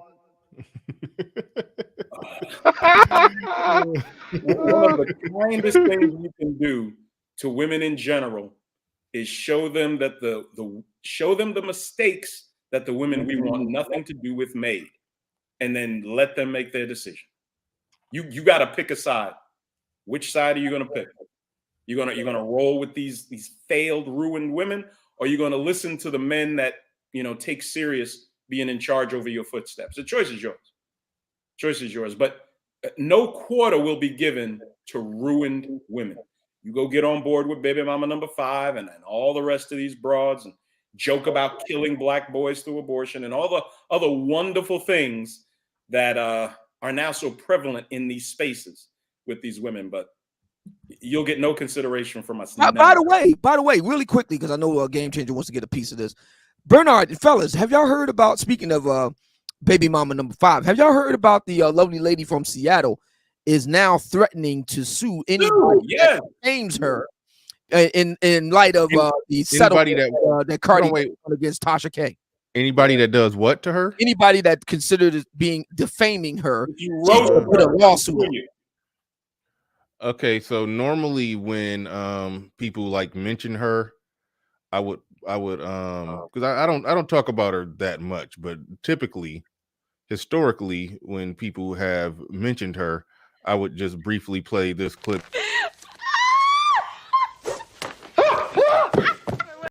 Okay, now would that be me defaming her? Like, could she come after me for that? Like, is that the thing? I don't know, but I'll say this. I'll tell you what I've said about a lady from Seattle, I can back up with receipts. So if she wants to try to, bring on a lawsuit with me, she might, let's put it this way. Tasha K countersued and failed. That won't be the man. What I have to say about her, I can back up with receipts. Well, to be honest with you, what I don't understand about her threat is if I'm on the internet and somebody puts out content about her and I repeat it, but that content doesn't happen to be true. I mean, how do you end up suing me? If I saw a video with somebody saying, yeah, she's done this, and this. Now, I refer to her as baby mama number 5. You can't sue me for that because you are a baby mama number 5. So, they're full of threats. They're full of threats and indignation, and they're gonna make they're gonna move mountains and make everything happen. She couldn't even get her baby daddy to stay with her. Whatever. You saw Tasha K get sued for $3.8 million. Good luck. Not only is that true, Lil Big Nate, but when directly asked, was so and so indeed the baby daddy or not, he refused to answer the question and pleaded the fifth. Terrible. Ugh. Yeah. And the scary thing is, she almost has 100,000 subscribers. Yeah, she's closing in. She's closing in on that 100K. Yeah, definitely. 100,000 ABWs are following a woman who said, if killing black boys is not the answer, what is? This is a group of women that deserve I can understand why she would say that after going, taking the Trans Perkins Express. I can understand why she would say that. All right. All right, we're about to pass it to Game Changer. I don't even know how long you've been listening, Game Changer. I don't know if you wanted to jump in on the topic that we started with or the topics that we transitioned to. Pick it up wherever you want. You got the floor. You got the mic. Okay, thanks. I'm about 6 minutes in on the listening portion, but I wanted to say something about that survey. I only seen a piece of it, and so the survey where they were talking about the women who wanted scammers and drug dealers, et cetera, et cetera, et cetera. Yeah. So what I gathered from that is that they have a desire for fast money, high risk. And it actually makes sense that they would, because they would be the recipient of the money without having to take any risk. So why wouldn't a person do that. Like if I could have a drug dealer's money, and I'm not talking about now drug dealers' money. I'm talking about 80s, 90s drug dealers' money. There's a huge difference. If I could have 80s, 90s drug dealers' money without actually risking, going to jail, imprisonment, being sodomized, without actually risking these things, then of course I would. Now I can't, but they can. So that's probably the thrill of it. They're like, okay, I'll just get this guy, spend his money, and if he goes to jail, then I'll just get another one. And I'll continue this process until I hit the wall. And every man that I know is in jail. Yeah, I could see the appeal of that. Our reward, no risk. But people who earn their money, they tend to be stingy with it. And when I say earn, I mean like people who get it without, without taking risk. Somebody said Rico. Rico doesn't work for blowing the guy. What is Rico? Rico is if you are part of an organization, a criminal organization, then you get racketeering. Yeah. They use against the mob a lot. Yeah, they use it against mob, motorcycle clubs, gangs, things like that. However, it wouldn't apply to the lovers. They always get off scot-free. Well, unless you're sitting in the passenger seat when the car gets sprayed up. Yeah, exactly. You got to watch out for that. Exactly. All right. Justin March in the building. He said, Justin March just became a member, just became a channel member. I greatly appreciate you and everybody else who's a member. In fact, I'm going to drop some member and Patreon content as soon as I probably should get off here right now so I can get started on that. So, but anyway, Rod the God podcast in the building. He says, no, the legal process requires that she must first serve you with a cease and desist. Yeah, I'm not concerned about that. I mean, listen, I didn't do that. I didn't do any content on the TiK Cardi B thing. If I understand it right, as I understand it, TiK was literally making stuff up, and literally said some of her stuff is real news, some of it is deliberate fake news. Yeah, fake news. She was putting out stuff that was deliberately, knowingly fake. Not true. Yeah. And doing that about a celebrity. So I think she allegedly supposedly put it out there that Cardi B had herpes.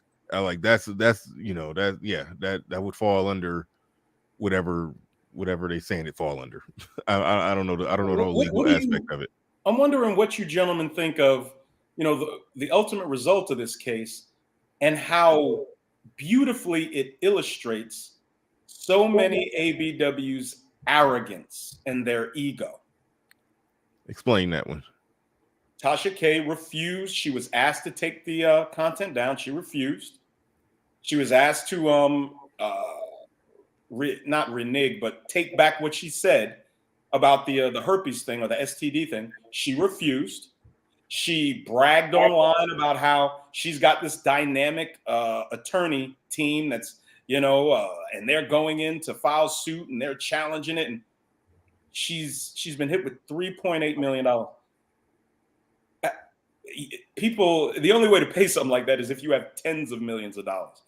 And she doesn't have that. She also said on her statement after she lost the case that her husband advised her to fight. What husband is going to advise you to fight with a woman like Cardi B about whether or not she has an STD? What man would do that? To me, this demonstrates the ego and the arrogance of a lot of Black women. They refuse to apologize.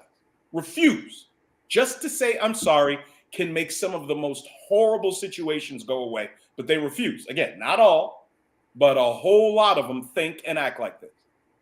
So I think the whole case is something that, a lot of women can look at, but especially Black women, and learn a valuable lesson from. Learn how to have some humility. It'll help you. Yeah. Well, I just fired off my first yawn. I got tired sitting here running our mouth. So Look, we about to go ahead and wrap this bad boy up. We'll get close to wrapping it up. We'll go around, get some final thoughts, final announcements. Do got one more super chat coming through. BR, Lil Big Nate, oh man, a stupendous trio. By the way, there is a Black Manosphere meetup this coming June in the Philadelphia. If so, I'm 100% there. Is this confirmed? Absolutely, absolutely.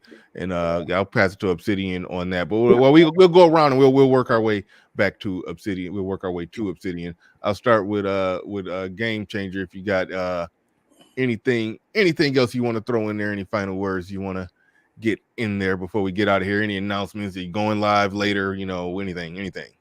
No, I'm not going live later.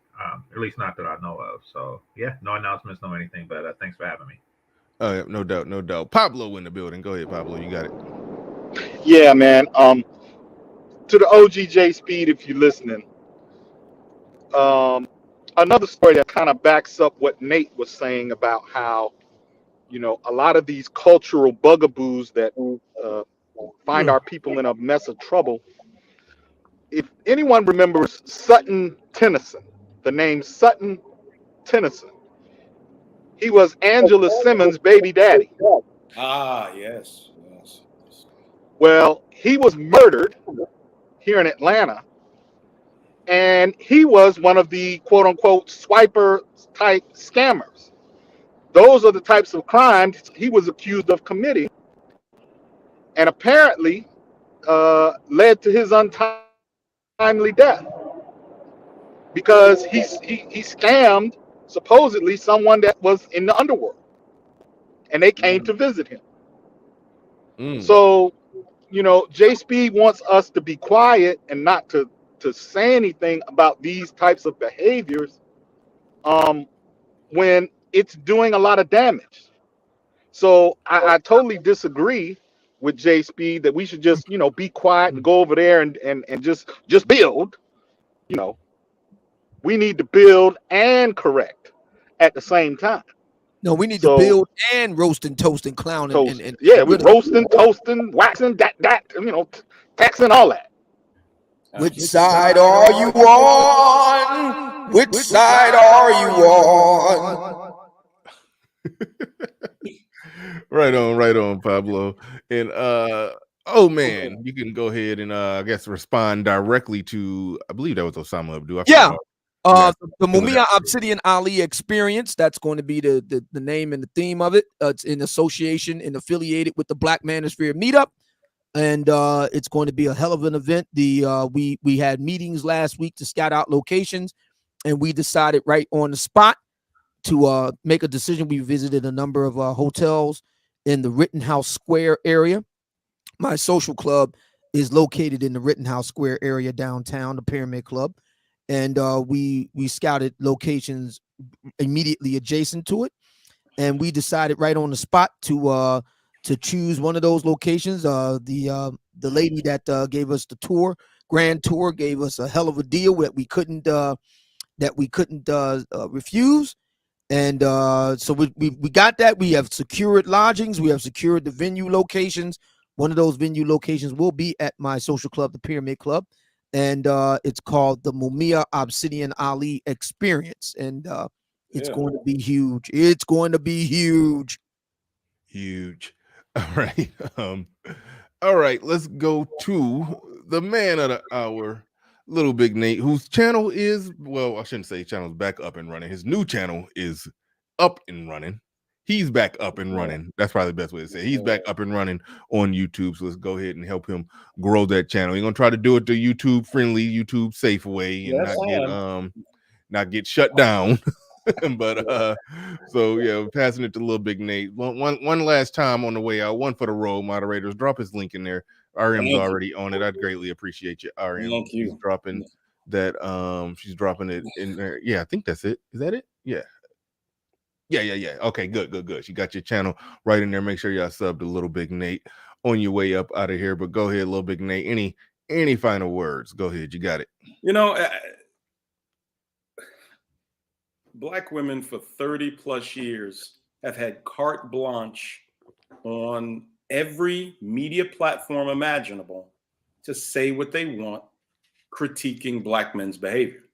They are American citizens. They have freedom of speech. Their right to do that should be protected. So should ours. We are going to critique their behavior. I personally critique it to use it as an example to show other ABWs who haven't ruined yet what not to do. Okay? There's no man in this space, there's no man on this planet that's going to tell me not to do that. I want particularly young women to know, if you head down this road, this leftist, feminist, Democrat road that they want to put you on, where we celebrate obesity, celebrate terminating children's lives, celebrate putting little boys in dresses, celebrate fatherless homes. I mean, how much more damage can be done to all those who are worried about the Black community? I can't do anything to save the Black community. I can encourage our best and brightest to separate themselves from the people determined on staying the course, staying on the same path that we've been on for these last 60 years, and get them to understand there's a better way we can do things. There is a much better way. And for the people that are amongst those ruined people, if they look at us and what we're doing and what we're accomplishing, our children, our homes, the organizations we're a part of and what we build, and as long as they're willing to make the changes they need to become, that higher grade, higher level of person or man or woman, they'll be welcome in. But I'm not going to carry anybody kicking and screaming towards success. No. Stay where you are. Stay failed, stay ruined, follow these monsters in Black female YouTube who tell you that every problem that Black women have is because of some Black man, when you have demanded autonomy over your lives and you make all your own decisions now. Everything that goes wrong in your life is your fault ultimately if men have no say in your life. Your father has no say. Your brother has no say. Your uncle has. You don't seek the advice of any man, regardless to whether he's good or bad. You're making all your own decisions. You will deal with all your own consequences. Period. Very well said. Tonight, I'll be broadcasting tonight. Come through, please. Oh shoot, yeah, I definitely share it. What time? Please come through. What time you going? 7:45, 8, something like that. All right, I got you on the share. The Mac Trucker in the building says, please don't stop saying. Hold on, wait, we gotta push mute. Let me try. Let's see if that's Obsidian that I gotta. Okay, yeah, Obsidian has some background. But the Mac Trucker says, please don't stop saying pillow biter. I think pillow biter is a YouTube. Is as of right now, is YouTube safe? It's safe. YouTube. Yes. Okay. We still can say pillow biter. Not out to the back, man. But with that said, everyone, appreciate each and every one of you supported the stream in any way, shape, or form that you did. Once again, I should have had your name scrolling at the bottom, but the two individuals that Cash App, that was Mr. C who sent a $30 Cash App, Mike Tan who sent a $100 Cash App, and everybody else who supported the stream in any way, shape, or form. Shout out to UFO Kamazi or Kamikaze, UFO Kamazi. I'm so bad with names. Thank you. He sent that $100 super chat to get OG off the panel. Some people say that $100 should be to get him just out of this space altogether, but we'll see. But thank you everybody who supported the stream in any way. I greatly appreciate all of you, and we are out of here. Peace.